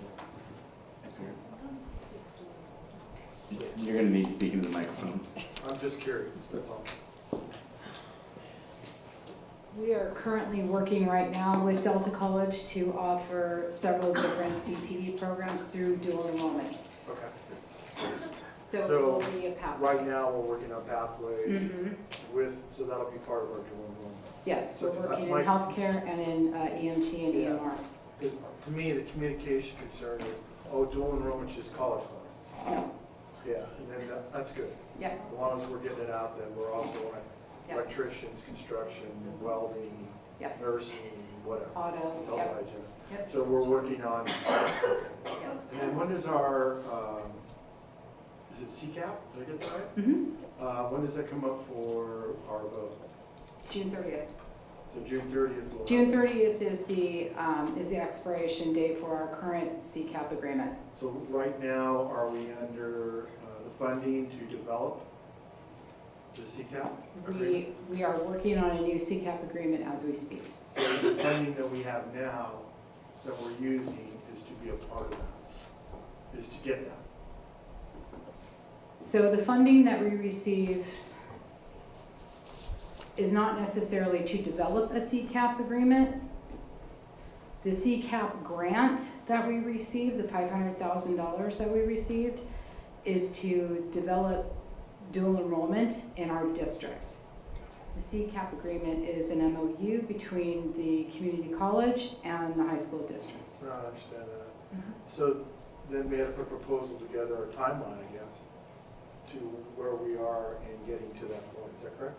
We are working with Delta College as we speak. No, I understand. And others. And others.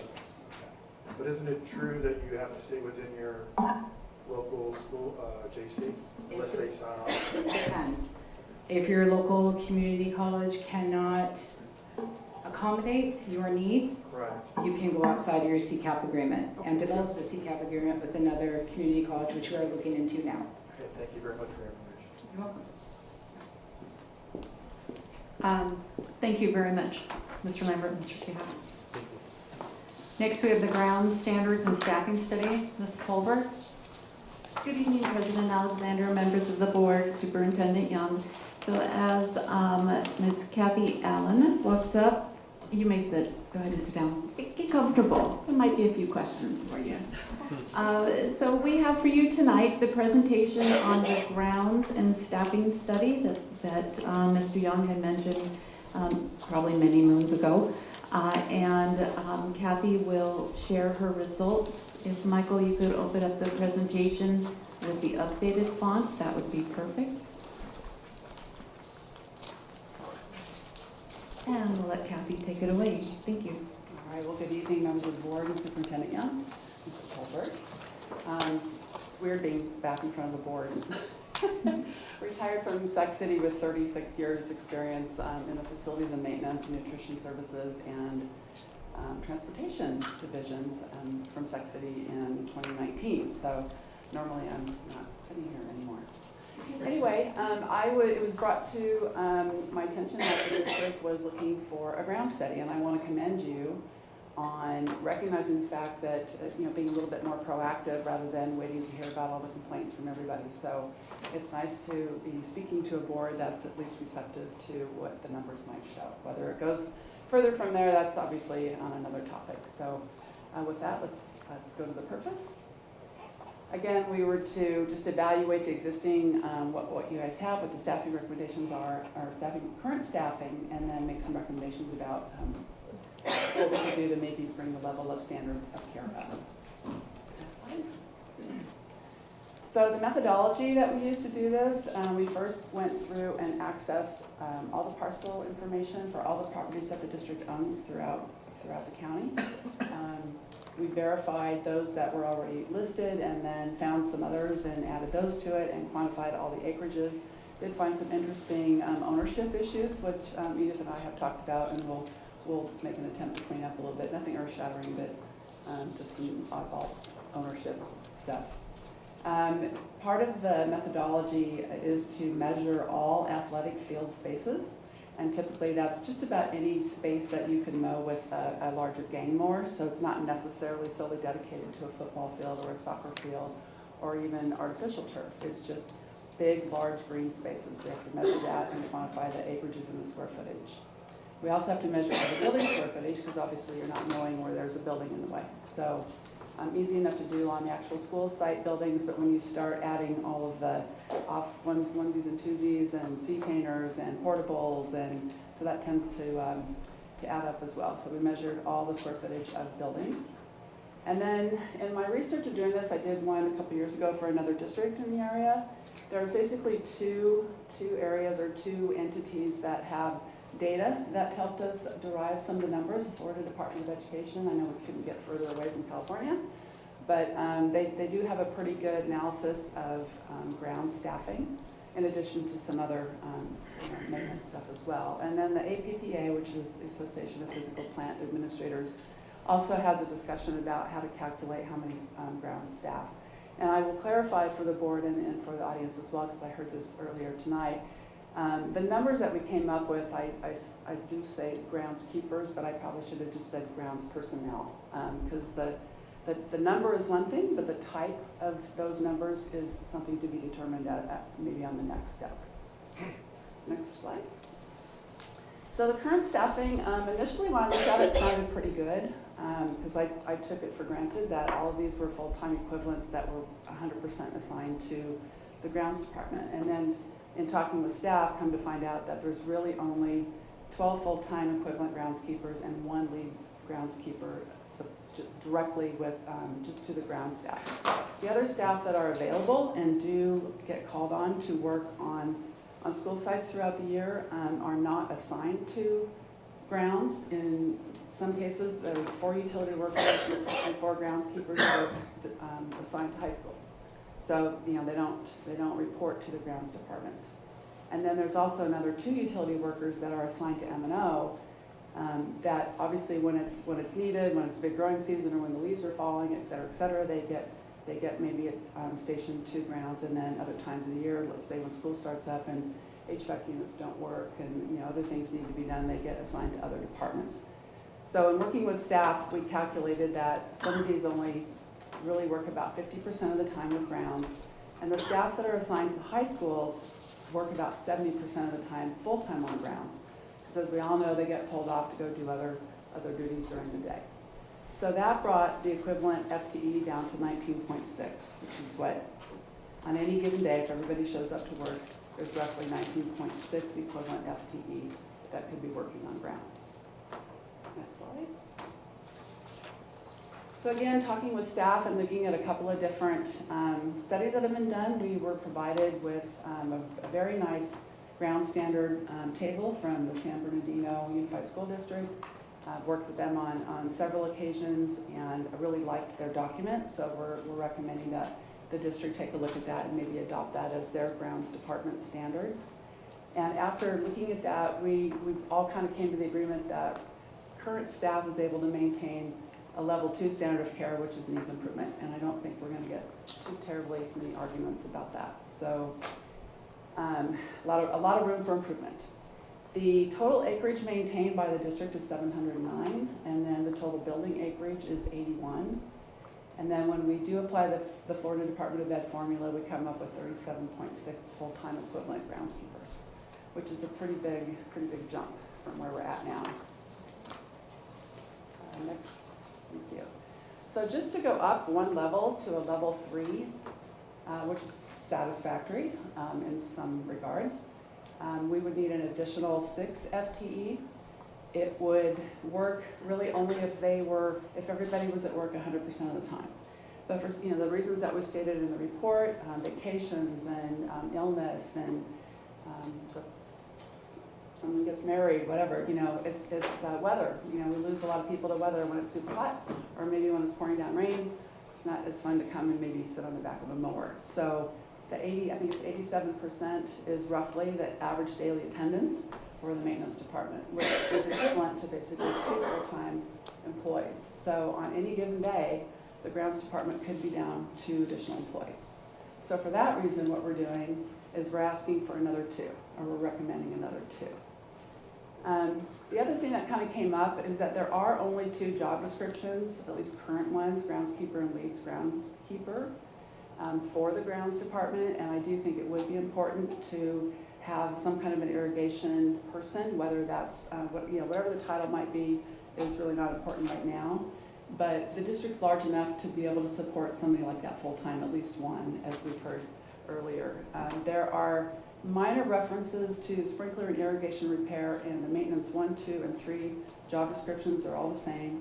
And then there's very minor reference to it in the groundskeeper job description. None in the lead groundskeeper job description. So there's some possibilities there that we could either make new or add to, or do something to help the district with its issues. And then you see the budgeted cost of each groundskeeper as of this fiscal year is just a little over $79,000. So Edith did ask me to tell you what the numbers would be if we wanted to go from, say, level 3 to level 2, which is considered high level. To get to a level 2, actually to get to full level 3 with like no, we're not halfway between a 3 and a 4, to get to a solid level 3, we would need, sorry, I just did this earlier. Well, let me start at the top. To reach level 2, so not even state of the art, just level 2, 67 employees. That's 10.37 acres per full-time equivalent. To reach a level 3, again, solid level 3, it would be 50 employees. And that assumes, again, everybody shows up every day. I don't think that's reasonable. You know, these are numbers that were established by somebody back on the East Coast. The surroundings back there, the schools back there are an awful lot different than what we have here. I have discovered that in my years of traveling. They're a little bit more compact. They're not so spread out. You know, some of those numbers might reflect just high schools. Some of those numbers might reflect just K-8 schools. So there's just a lot of variables that just don't make this type of formula an exact science. But FICMAT, I will say, is they also use this formula. So there's very little other information out there that you can use to calculate that. Pulling out of the air, I've read several studies that basically say try and get to about 1 person for 30,000 acres. So I kind of like that because it's kind of a mid-range between a high of 67 and what you've got today. So moving forward, I mean, basically the next steps with this, you know, obviously pending what the board decides to do is there's a lot of challenges facing grounds departments. You know, we're being told that we're probably not going to be able to have gas or diesel mowers. We might have to go all electric. You know, that's a significant switch from what we're all used to. Whether that happens, you know, in the near future or 5 years from now, it's just something that I think we all need to keep inside or keep in our heads to know what does that look like. You know, that changes not just the equipment you're buying, but that changes the infrastructure that you need to charge those things. At my former district at Sac City, they have started adopting electric equipment. They've got a van all decked out with solar panels on the top, and you can drive a zero-turn mower into it, and then while they're driving from one school to another school, they can charge their batteries. So it's kind of state-of-the-art. We'll see how it works for them, but I was pretty impressed when I saw it the other day. AB, what is it just that came up, AB 1572, I think, is a nice piece of legislation that somebody thought would be a great idea, and I don't argue that it's a great idea, to not water basically turf and plants with potable water. Yeah, it makes total sense. Why would we want to water stuff with treated water, right? But the methodology of how to get to that is what the legislators, when they pass these things, don't really think about that. So that's going to be something we're going to have to deal with. Same thing if you remember back with organic food waste, right? We're all supposed to sort out our organic food, and where I live, it all still goes to one big hole in the ground. So great idea, but the implementation of that is something that will have to be rolled out. So with that, that's pretty much it. I'd love to take questions. Do we have any questions? Yes, what's better than level 3? What's better than level 3? Yeah, you said level 3 standards of care is satisfactory. Yeah. Moderate. The APPA calls it moderate. I mean, level 1 is state of the art. I mean, that's going to be more college, higher ed. Level 2, even high level, that's 10.37 acres per grounds person. That's pretty easy. If I only had to maintain 10 acres as a grounds person, I'd have it looking pretty darn nice. So level 3 is considered moderate or satisfactory. It's really it's very subjective. What does it look like when you drive by the campus? You know, the whole concept is to make your campuses look appealing so that when the new person rolls into town, they drive by your school, they want to stop it there and go. And my concern is that these campuses should be first class. Absolutely. They should be first class. Is that level 3 that? Well, it certainly gives the district the ability to work towards something that's better than what they have. I don't know that any district in the state has anything that we would call first class. Maybe smaller school districts, but not larger school districts. That's hard to do. There's a lot of outside use of our athletic fields and other areas that we're required to maintain, and typically joint use agreements, civic center permit stuff, we don't usually get a lot of help.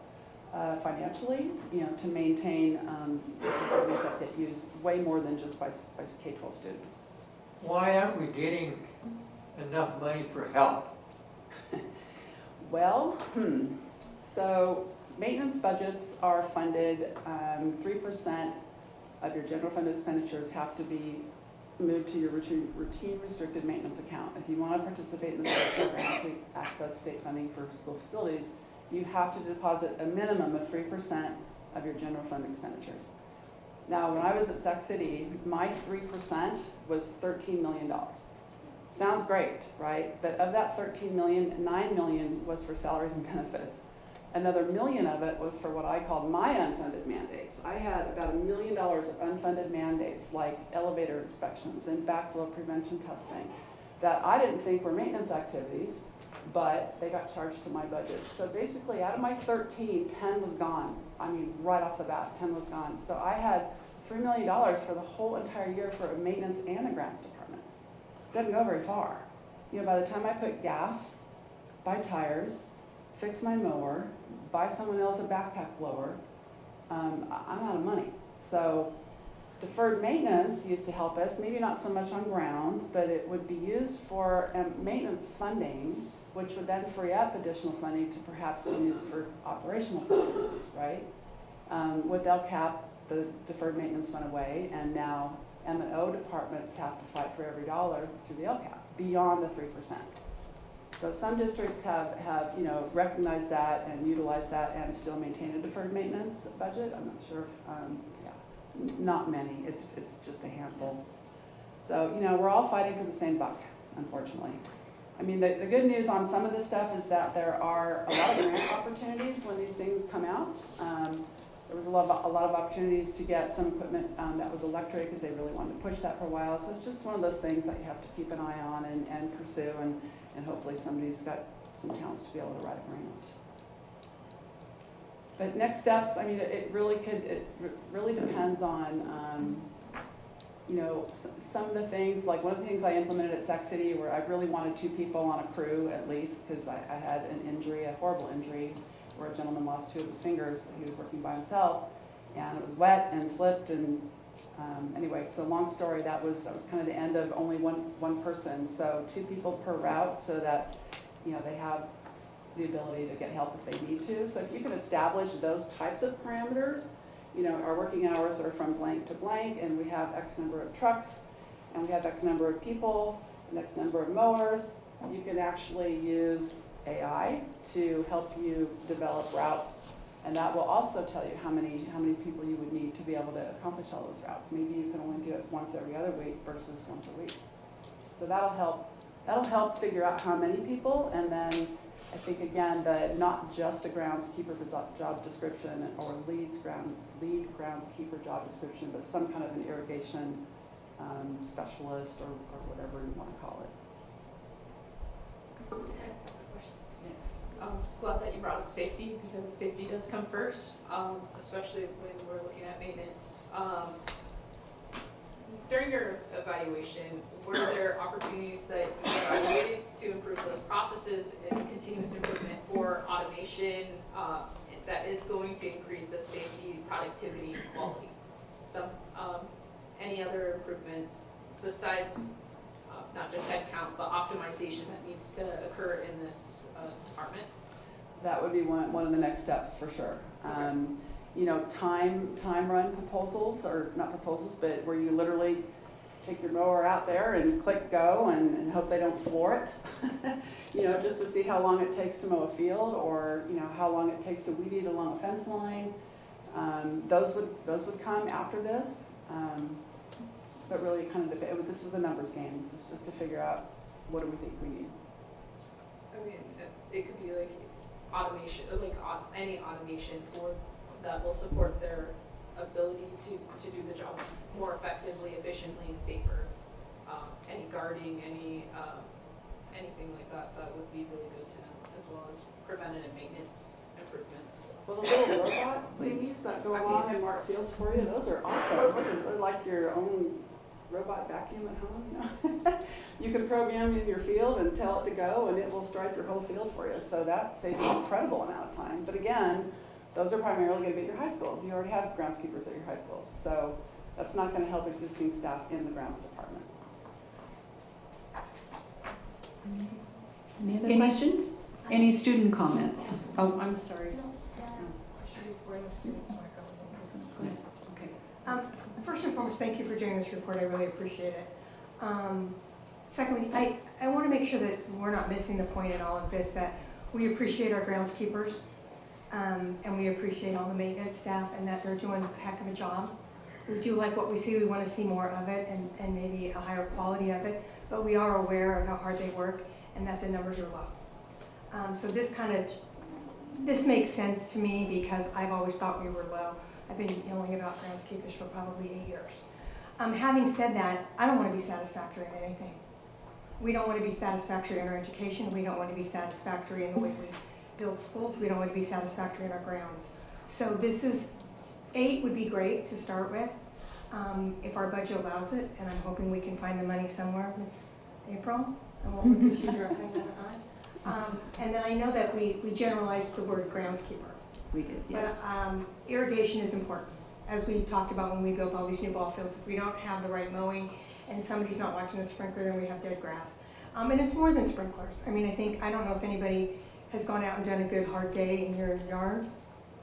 I mean, I would like to have at least maybe 2 full-time people with me when I'm working on my sprinklers and doing my yard. So I think knowing the water flows between Stockton, Lodi, and the Marada area, in Lockford, we have different water districts we deal with. We have different, I mean, there's a lot to that. And I'm hoping that in this next phase too, when you research that, we have a succession plan for training. Because if one person knows that job incredibly well, and then they leave, then we have to hire the next person. There's inherent talent and just job site knowledge. And so I don't know what our scope looks like there. So that's really interesting to me too. But 6 is a great start. It's not my ideal, and I think the budget that's a very reasonable budget for that many because so I would like to see us maybe have 15 or 20, but that's just me. I will point out that it's not just people. You know, you're going to need more trucks. You're going to need more mowers. Yeah. You're going to need more gas, more tires, more equipment. Yeah, and then just kind of an FYI, artificial turf is great, but you still are supposed to have water systems on artificial turf because you have to hose off all the bloodborne pathogens. So, and thank you for your feedback. That was exactly what we're looking for. We wanted to give you a base with where we are in our district and basically a starting point as to where we can move forward. So at this point, we'll take the comments that we've heard from the board. We'll work with Mr. Young. We'll work also with Ms. Juarez and bring back a presentation for some recommendations for possibly, because as was mentioned, a staged or phased approach to getting to where we want to be. Because to bring somebody on board, we are going to have to equip them, get them into routes and work. You know, we don't want too many to show up all at once and we're not quite prepared for them. So there'll be a little bit to work with maybe a phasing approach. But we'll bring some ideas forward. I have one quick question before you go. Are we speaking to the department as well? I mean, I know it's maintenance. Are we talking to the people that are doing the jobs and those types of things when we come back to the next phase? Yeah? Yes. They're included in those Absolutely. conversations? Okay, Yes. thank I have a quick, sorry, I have a quick question. Yes. Do we have a CTE class for teaching our kids how to do? Not currently, but I was thinking the same Get the thing. high schoolers engaged. Some extra credit. Extra credit. Maybe some ag, kids would be interested. There we go. While we're looking for the right people. Awesome. Thank you very much. Thank you. Very thorough. Dr. Horton, Educational Service Restructuring Report, please.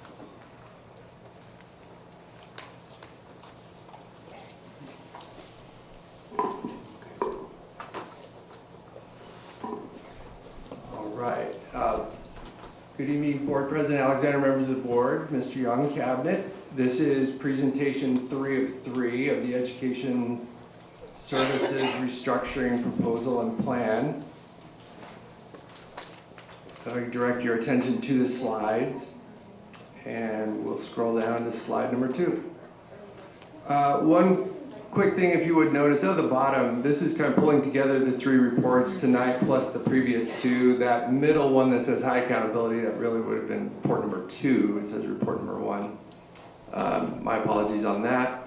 But the piece was, as we started our conversation 2 board meetings ago, was this idea of saying, let's have a conversation about our performance in Lodi Unified and the difference between outputs and inputs. And that we can look really all we want at outputs, but if the inputs don't change, it's highly unlikely that the outputs will change. And so taking an approach to look at that and talk about what are the inputs that we have some control over, that we have some hope of controlling, although hope is not a strategy. This conversation is dealing with that, thinking about what the inputs are and how those will have an effect on outputs in time. Next slide, please. So the piece that we know, right, the given, we know about the outputs. We can look at scores, whatever those scores may be. I think it would be safe to say those in many ways have plateaued in many respects. When we look at different summative markers of what those are, there's really minimal to modest improvements over time, and probably not too shocking as you kind of look at other districts in our area. As we've seen in our first presentation 4 weeks ago, you could kind of close your eyes and cover the name of the district and they all about look the same. So when we think about that, we can say that if things don't change on the input side, highly unlikely the output will change. So things would remain as they are. The status quo is easy to achieve in that regard. You can do it again and again and again. So if the outputs need to be improved, we're not looking at that effort is the issue. There's plenty of effort. And if you go to any of our schools, I will be one to say that there are wonderful things that are occurring in our schools. So it's not about the effort, it's about all of it being a systems design, pulling together, aiming for the same and similar targets. And how do we do that? So how do we strengthen our conditions to make an impact on those inputs? Next slide, please. This is a mirror image of what we talked about in presentation number 2 about having a refreshed look at what we do and focus on as teaching and learning, college career, and our special education student services division. So in other words, a system design issue. Next slide, please. So what does this look like at a school site? In other words, if the true action that we're talking about is what happens day to day in classrooms, because that's where the true action is, right? Where student learning occurs is what matters the most. So when we think about it, it's not about finding the tools, it's about us having the purpose for what we're doing. Are we all going in the same direction? So in other words, probably no different than an analogy about going to Home Depot. You don't go to Home Depot and browse the aisles looking for something random. You go there because you have a specific project you're trying to fix. So you identify the situation you have, then go look for the tool. You don't just have the tool and then hope it solves a problem. Evidence before judgment. You know, how do we look at, measure, and monitor the things that we do? And in particular, how are we going to measure daily formative evidence, meaning ground level when students are doing the work that matters, that builds over time? How do we look at that and gather that evidence? We also know from research that teams make a much greater impact than an individual on their own. A team of people working together goes much farther. If you want to go fast, go alone. If you want to go far, go together. So that data and teacher collective efficacy is well settled that has one of the highest impacts on student learning when teams of teachers are working together, fed by their evidence to know what they're doing and having a great impact on students. Consistency before customization. In other words, are we consistent in the efforts that we're making before we start customizing and tweaking it? So how do we know that we're able to be consistent in our performances day over day, week after week, month after month?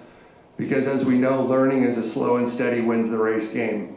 If you can do good things and do it consistently over time, that makes a huge impact on learners.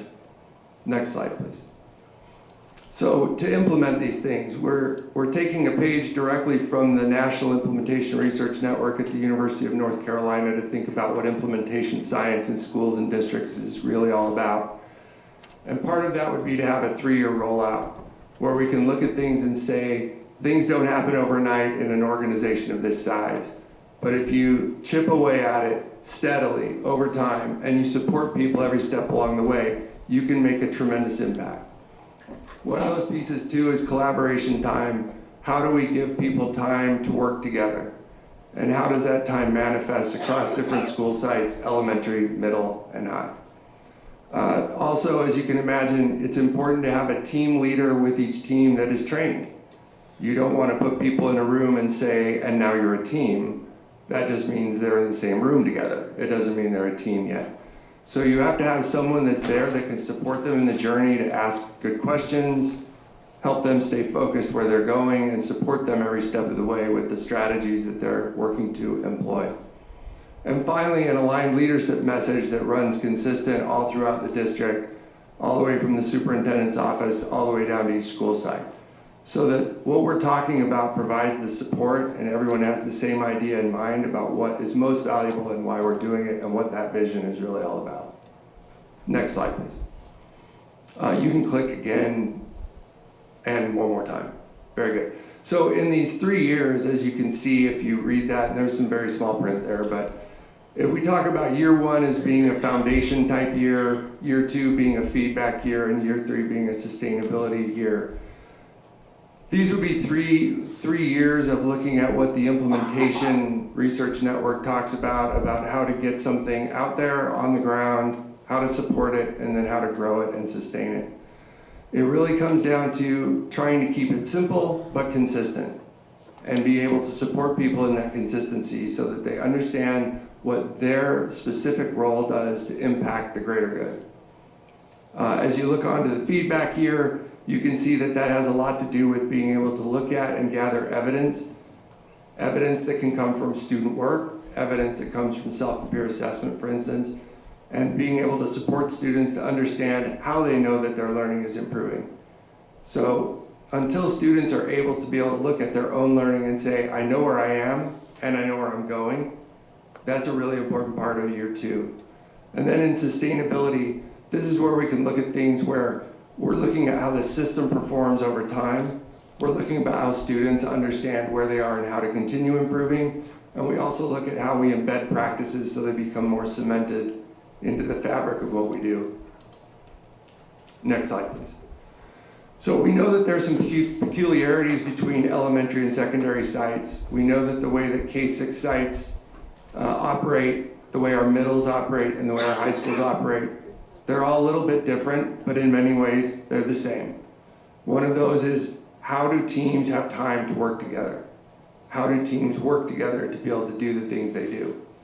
And part of that is to be able to look at what is the time that's set aside for them to do that, and to be able to maximize the time that is dedicated for teams to do their work. One idea that we're looking at would be how to support secondary sites, because often they're very big sites, and it's hard to get around to all of those teachers in the same rapid fashion that an elementary school might be able to. So one way that we're considering to do that would be to have a hybrid teacher coach where they could teach several periods in their day, but also have a few periods to be released to be able to support teacher teams at their sites, support the principals, support instructional strategy, so that we have an on-the-ground support that can be there to help those teachers day to day as they're focused on improving their strategies. And at all levels, how to support the inputs, how to support instruction. So how to blend practice with leadership to ensure our improvement, that it's authentic, timely, and sustainable. So how do you do this and have it be consistent to improve time after time after time? And next slide, please. So one of the pieces that we're focusing on would be the metrics. We recognize that in order to do this, we have to change our shift a little bit to go from focusing on outputs alone to making a bigger focus on input. How do you focus on the things that will grow the system rather than what already happened? So the things that you have control over. So focus on inputs first, get those to go in the right direction, and outputs will follow. Next slide, please. So if we think about it then, we're talking about a difference between leading indicators and lagging indicators. Leading indicators are the things that focus on the input. Lagging indicators come after it's all over, after the game has been played. So we want to focus on, just like an athletic team, if you focus well on the practices and you focus on the way you practice, the games can improve. If you don't practice well, it's highly unlikely that your game performances will improve. So same with this, we want to focus on how do we support folks on how they can do the things they do better in the input stage. So these would be some of those metrics, and if you notice, I included a sample board signal, meaning a question that would be a wonderful question for the board to ask of us, if I could give you the questions that you would ask us. This would be one of those questions, and it would be, are we building capacity consistently across the school sites? How do we know it? How do we measure it? How are we growing? How do we know? And you can imagine that that question is a very high level but powerful one, and that word consistently really matters. And how do we do that in a way that we're building that input? Next slide, please. Also on leading indicators, our teams using student evidence to guide decisions, and you can see the board signal question at the bottom is really an important one, right? Is adoption deepening beyond surface level practice? It's got to go beyond just surface level implementation. This has to be something that has depth, and it's growing in its depth, and it's becoming something where we're seeing that students are going deeper with their learning, teachers understand how they can get students to deeper learning, and that we're able to do that consistently over time. Next slide. So student learning behaviors. How do students do the things that have the greatest impact on learning? These are some of those things. When students are able to do self and peer assessment, when students are able to give and receive feedback and be able to revise and set goals in their work, those are things that have a tremendous impact on students being able to learn and learn at high rates. So the real question from the board to us would be, are students becoming independent learners? How do we know? The more students that we have that are independent learners, that are self-regulated at that level, those are powerful inputs. Those are probably some of the highest indicators that the system is working and supporting what we're doing. And next slide. So why does this matter? Kind of going back to what we were talking about. We know these kinds of things about data outputs versus inputs. It's one thing to talk about outputs and say, you know, we demand that outputs improve, but that doesn't change the output. The only thing that changes the output is to have a better set of inputs that in time move that output. So we want to really put our focus and our effort on what do we do to have a sustainable improvement that requires a system, not individuals. It has to be something greater than a single individual. And if you think about it, it would make sense. I think it's intuitive.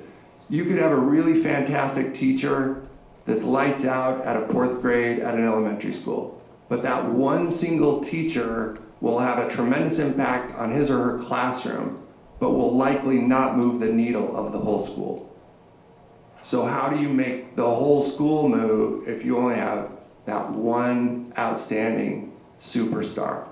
So the question would be, how do you build capacity to raise everyone, to move everyone up, is the real art in all of this. That's the piece that we're looking at. How do you do that? So it's having long-term capacity and coherence in the plan so that we know that we're providing the right kind of support for everyone to reach that kind of level in their performances. And next slide, please. So what's next? A little bit later on the agenda tonight will be a proposal for the board for their consideration to approve the restructuring of educational services in the action items, other action items section. And next slide, please. And that concludes that. So I'll turn it over for the board for questions. Are there any board questions, comments? I have a comment. Yes. Well, thank you for putting in a section just on potential metrics. I did notice that those are questions and not in SMART format with triggers.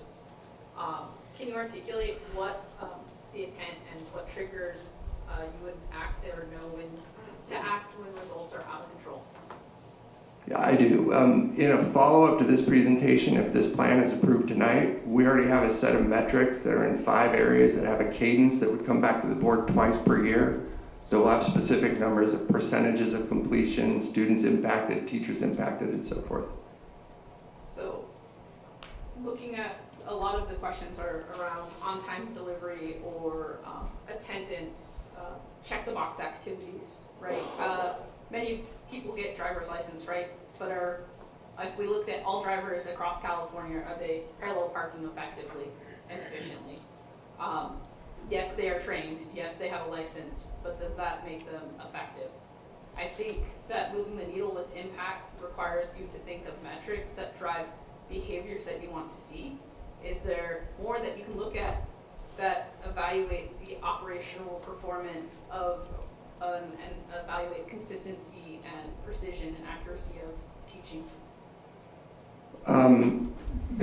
Perhaps to some degree. I mean, as you can imagine, with the number of classrooms that are in the school district, it'd be difficult to get to them all on a regular basis, and who would go to them to make that kind of monitoring on a regular basis.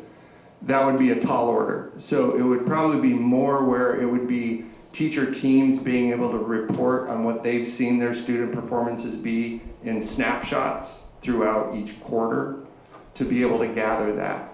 Meaning it would probably be more that teams would be able to provide metric on themselves based on the student performances they see in their own classroom, because it would probably be very difficult logistically to gather that data in any other way. So there's a lack of capability within our systems to track and monitor data. Is there more work that will be done as part of the project to assure that we have the systems in place to track and monitor data more effectively, potentially using AI? Perhaps. I think the piece that we've been looking at is, first of all, how can we simply gather and understand what we can do right now, and what is our capability to do that. In some ways, this is an interesting concept that is not a common one in districts in California, maybe even across the country, to spend a lot of their effort thinking about how to monitor and evaluate inputs, how to be able to look at that rather than output data. So for us to build that, it would first be able to get just some basic pieces in place. We can grow that over time. What those turn into or how it could be evaluated or use other tools of sophistication to look at that, we can certainly explore that. Innovation, especially when you want to change the inputs, is necessary, right? Correct. So maybe changing the way we think. We don't have this yet, but what do we need to get you the information or the processes or materials needed to innovate?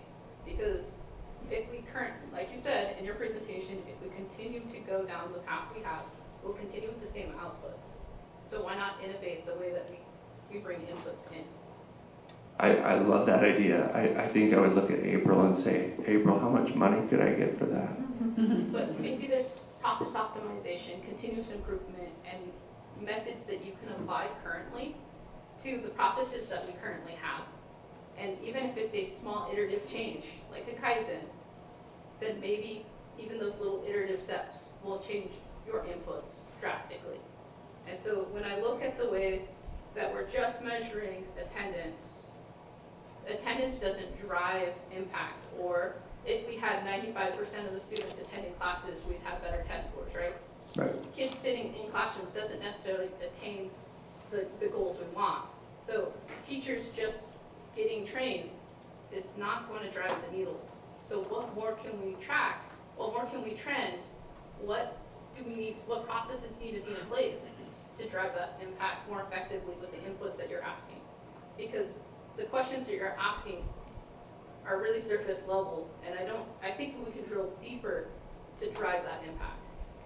No, you make a good point. I think that's exactly it. It would be, first thing as far as I can see, would be get the process deployed.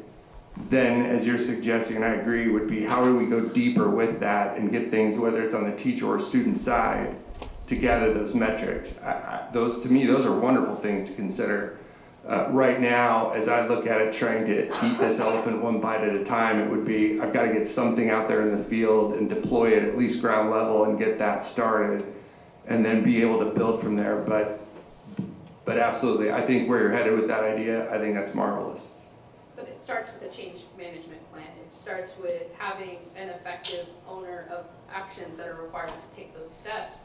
And having a detailed plan with an end goal in mind and taking that program management approach, then you know the systems that you need to deploy. And so do you need more support in assuring that you have the programs and program management and capability to drive those projects? I think we've already leveraged some pretty strong effects on AI to help us build those kinds of things. If you would want to take a look at the things we already have, we'd be more than happy to share those. I'm always looking at data. I love projects, so why not? Yeah, happy to. Thank you. Any other board comments or question? Thank you. Thank you, Dr. Morton. As always, great presentation. I'm all for change. I'm all for improvement. But just a simple question, are we in any of this doing it as an experiment that might have implications for our kids down the road where we say, oh, let's turn back because that didn't work? And what kind of timeline are we looking at saying, yes, we're good with this? I think that's a good question and worth considering. As far as it being an experiment, I would say no, definitely not. Looking at the research about what impacts student learning and the rate of student learning, I would say if you're going to make a difference, and I've seen the schools and the sites, for instance, I mentioned in a previous presentation about in Ceres Unified at Hydal Elementary would be a good example right here in our region. If you look at the journey that they've been on employing some of these very same strategies with students in their classrooms, they've experienced double-digit growth in their outputs on the California dashboard after doing it in 3 years. Now, I can't say that that can be replicated spot on with every site that would do the same sort of thing. But what I do know is the research is clear. If a group of teachers collaboratively are focused and rowing the boat all in a similar direction with their support of their site leadership, and they employ those strategies, do those things consistently day in, day out, week in, week out, it has a tremendous impact on the student learning. It does have an impact. So I would look at it and say, it would almost be the counter to that would be, if we don't do anything like that, I know exactly where you'll be 3 years from now. I could close my eyes and predict within percentage points exactly where you'll be. So without doing something to raise the student learning inputs, outputs, I can tell you where it would be. And I've been in California schools and districts long enough to say, I bet you I'd be right. Thank you. Mr. Porter. Dr. Warden, thank you very much for your 3 board meetings, or meetings that we're at right now, that you put this together. As one of the biggest, just skeptical to begin with, I embrace this. What you're putting forward is good. And it's going to be a tough grind. I realize that. And then, of course, accountability is going to be the big one. Just as somebody that's taught for 38 years, collaboration works. And my only couple of questions to you, and these are not taking away from the mechanics of what you showed us tonight, because I believe it'll work. And I believe that for you and Mr. Young to recognize that after the last 10 years, we need change to improve our test scores. And I agree with you. If we don't change, we'll be exactly where we are. I mean, the data shows that. So my only question to you, and this again is a high school level, because that's where I'm at, is you talk about site, collaboration, which is all good. What about your vertical and horizontal articulation? Where is that in this presentation? And is that something you're working towards in year 2, year 3? Because if I'm a new teacher coming in and I'm teaching, I'll use biology as an example, biology CP, and I'm teaching it at Tokay. What's going on at Lodi High on that week? You know, what are we doing to make sure that we're having rigor all the way around? And it's collaborative vertically. Yeah, I think first things first, I look at it would be inside a single school. So like if you were to say Lodi High School as an example, right? Just as a high school.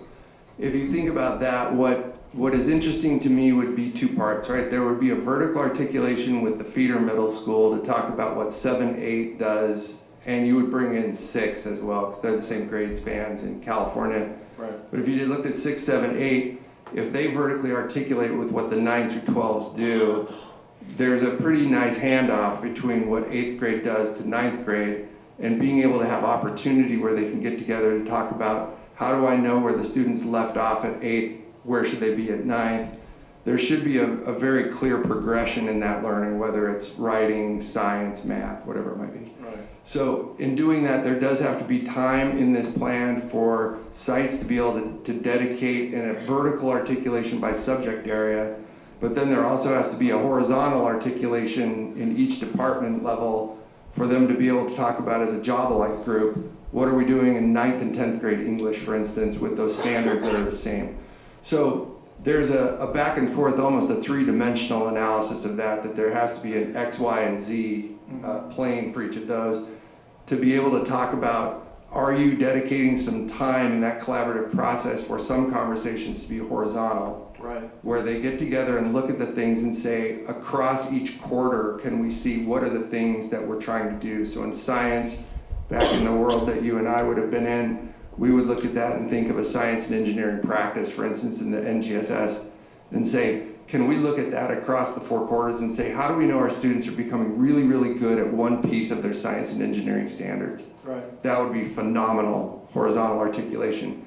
But I also would want to be able to articulate across the 6, 7, and 8s, not only in science, but in writing with literacy, about writing up their set lab write-ups. Are they better writers and better scientists there? And then are we articulating? So it's a 2-prong approach that has to be happening all the time, while I'm also working on student performances in my own individual class. Right. So there is a bit of a delicate dance to be able to provide time for each of those, but done properly, done with some finesse and skill, can be some of the most spectacular collaborative conversations you can ever be a part of. And then my last question to you. So I'm a new teacher. I come into teaching English 9. Are we going to have benchmarks, so to speak, for that teacher to achieve on a weekly basis? And then they could bring that back to their group and say, hey, I failed at this, I'm struggling here. This is what they're doing at Lodi High, this is what they're doing at Tokay. So we're all using the same watch.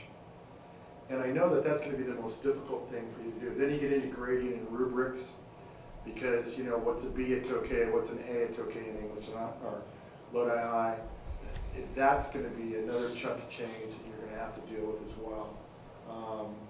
And as we talk about metrics and all that, it's a big piece that we're trying to pull off here. I think it's great. I think you're headed the right way.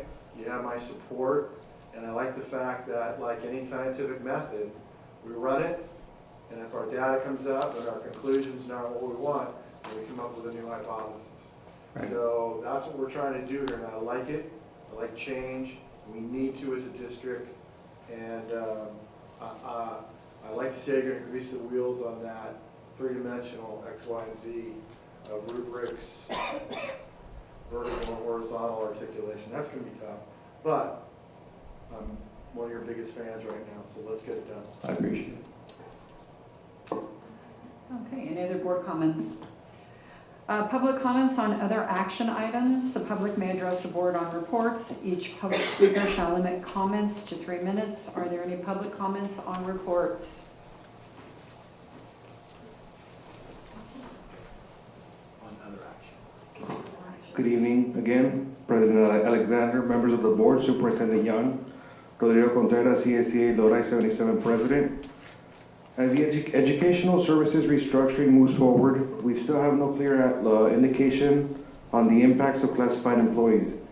We would have liked to see the classified staff under each director on the flow chart, We reserve the right to negotiate the impact and effects of our members, such as every director having an administrative secretary to be able to address the district's needs. Thank you. Okay, other action items. Item OAI-1, Mrs. Holder. Yes, President Alexander, members of the board, and Superintendent Young, I'd like to ask Mr. Aaron Ferguson to approach the podium. So before you tonight is your Measure L annual report that is required to the board, typically 60 days once the district has received their final audit from the auditors. And I would like to share that this is the first time in many, many years that that date has been reached. So I'm very proud to have our Measure L committee member, Mr. Ferguson, share a bit on the status of the Measure L committee. So the Measure L, good evening, Board President, Board of Education. Our Measure L committee has met, and as mentioned, we have done our audit report and review. And before I get into the few things in that, just a little bit background for the board that may not know. Proposition 39 amended California's Constitution to allow a lower threshold for local bonds, and Measure L is the bond covering the area of Lodi Unified that is in north-south, and so basically 8 mile south. The bonds issued in 2006 were issued for $114 million, and those bonds are used to primarily address facility and, shall we say, maintenance and hard projects. They are not used for they are not used for wages. They are primarily, like I said, infrastructure-based things, such as new science classrooms at Bear Creek. Another one that we looked at was updating sump pumps at some of the high schools. McNair had irrigation issues that needed to be fixed. Ironically, as we heard earlier tonight, talking about potential things of doing non-potable water for fields would be something that could be under that purview. We had $83 million used in the last year, over the last year in the audit. We reviewed the bylaws and received all of the financial statements for fiscal year 2024 July through June of 25, and can say that we reviewed the performance audit, the financial quarterly reports, and everything is up to par and being done as it should be. Thank you. Do we have any questions? Any board questions or comments? Thank you for your time. Yeah, I move we approve this. Second. Thanks. Thank you Perfect. for your time, by the way. A board vote, please.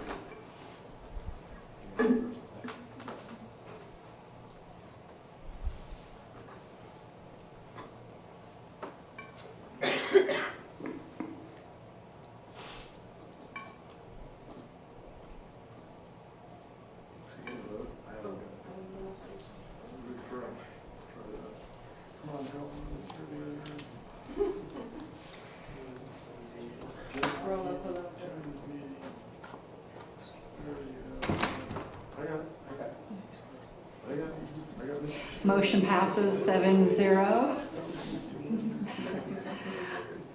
Next item at OAI-2, Ms. Holder. Yes, President Alexander, members of the board, Superintendent Young. So before you tonight is our Measure U annual report, and I would ask that Stephanie Hammond and maybe joined by Mr. Hibberly to share some thoughts from our committee members. And again, this is the first time in many years that this report has made it within 60 days of our audit. Hello and good evening, President Alexander, board members. Mr. Young, I'm here to present the Measure U's annual report on behalf of myself, Michael Mark, and Ron Heberly. We are still sitting with 3 members, whereas we should have at least 5. Our bylaws allow this as we have revised them, but if you guys are ever out and about and you happen to have a board maybe to get some more members. So back to what I was saying. Thank you, Mr. was it Furman? For giving the background on the necessity of these citizen oversight committees so that we can pass measures with a qualified threshold of 55% rather than 2/3. Our committee has reviewed the audited financial statements for 2024, 2025, or ending 2025. We reviewed and accepted the performance audit for the financial year ending 2025, And we have found that the annual tax per 100,000 of assessed property value was $41.20, not exceeding the $60 as set by the California Constitution. So our committee has concluded that Lodi Unified is in compliance with the requirements set forth by Measure U bond elections and its bylaws. Thank you. Any board comments or questions? Motion to approve. Board vote? Thank you for your time. Thank you very much. Thanks, Ron. Thank you so much. We're secure.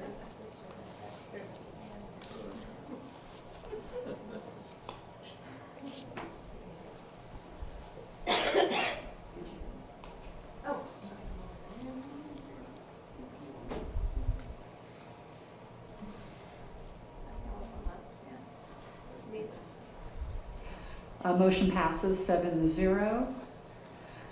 Item OAI-3, Dr. Horton, Educational Services Restructuring Proposal. Motion approved. Second. I don't think we need any comments. Board vote, please.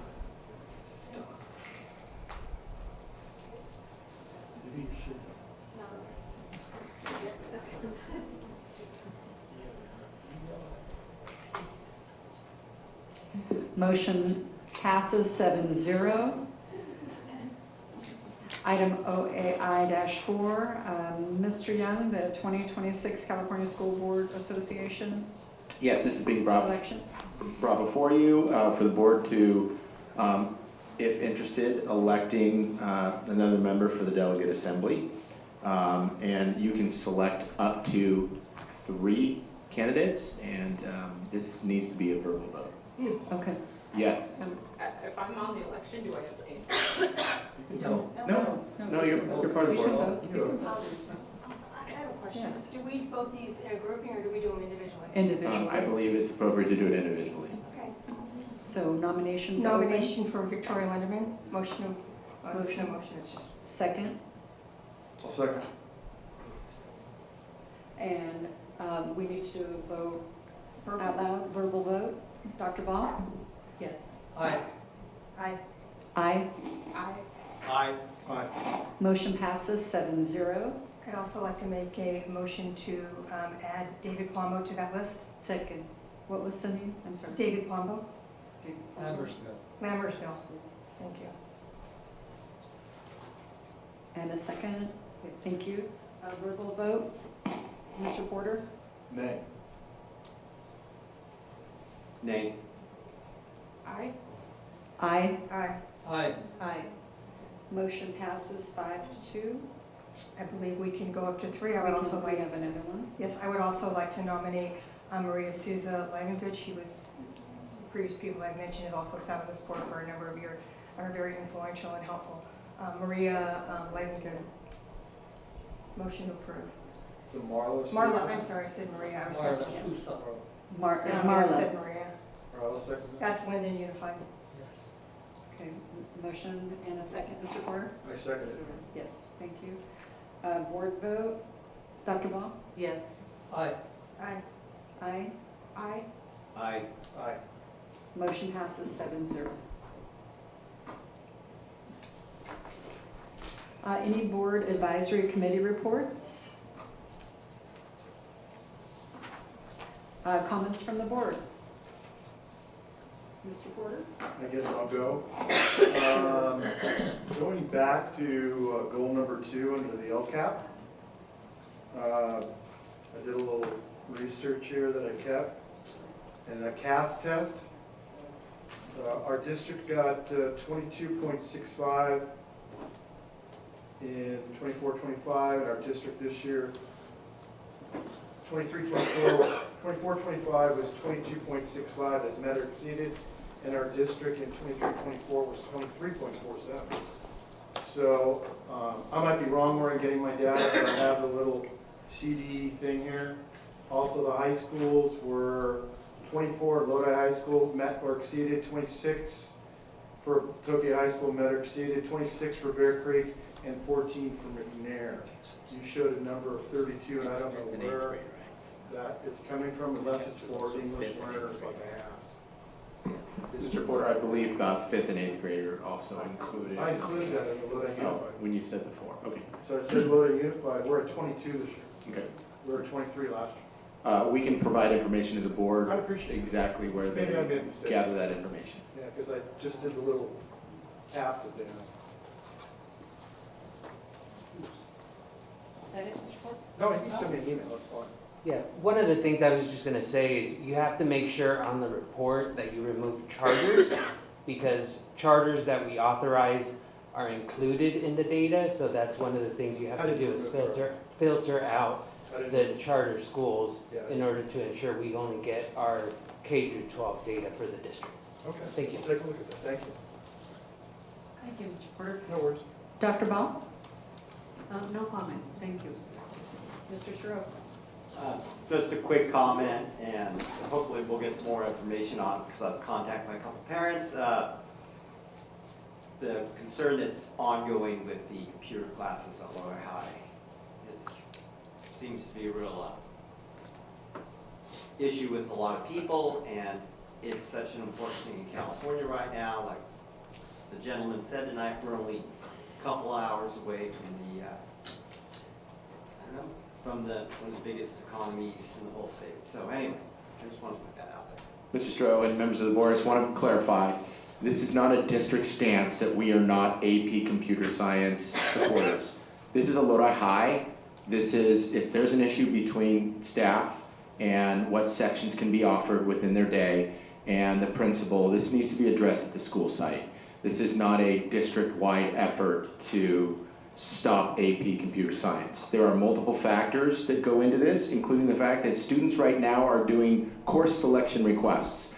I do not believe a master schedule has been completed, and that process is in the works. So I don't know where the information is coming from that says we are shutting down AP computer science, but I do know that this is a site issue, and this needs to be addressed at Lodi High School if that's where the issue is coming up.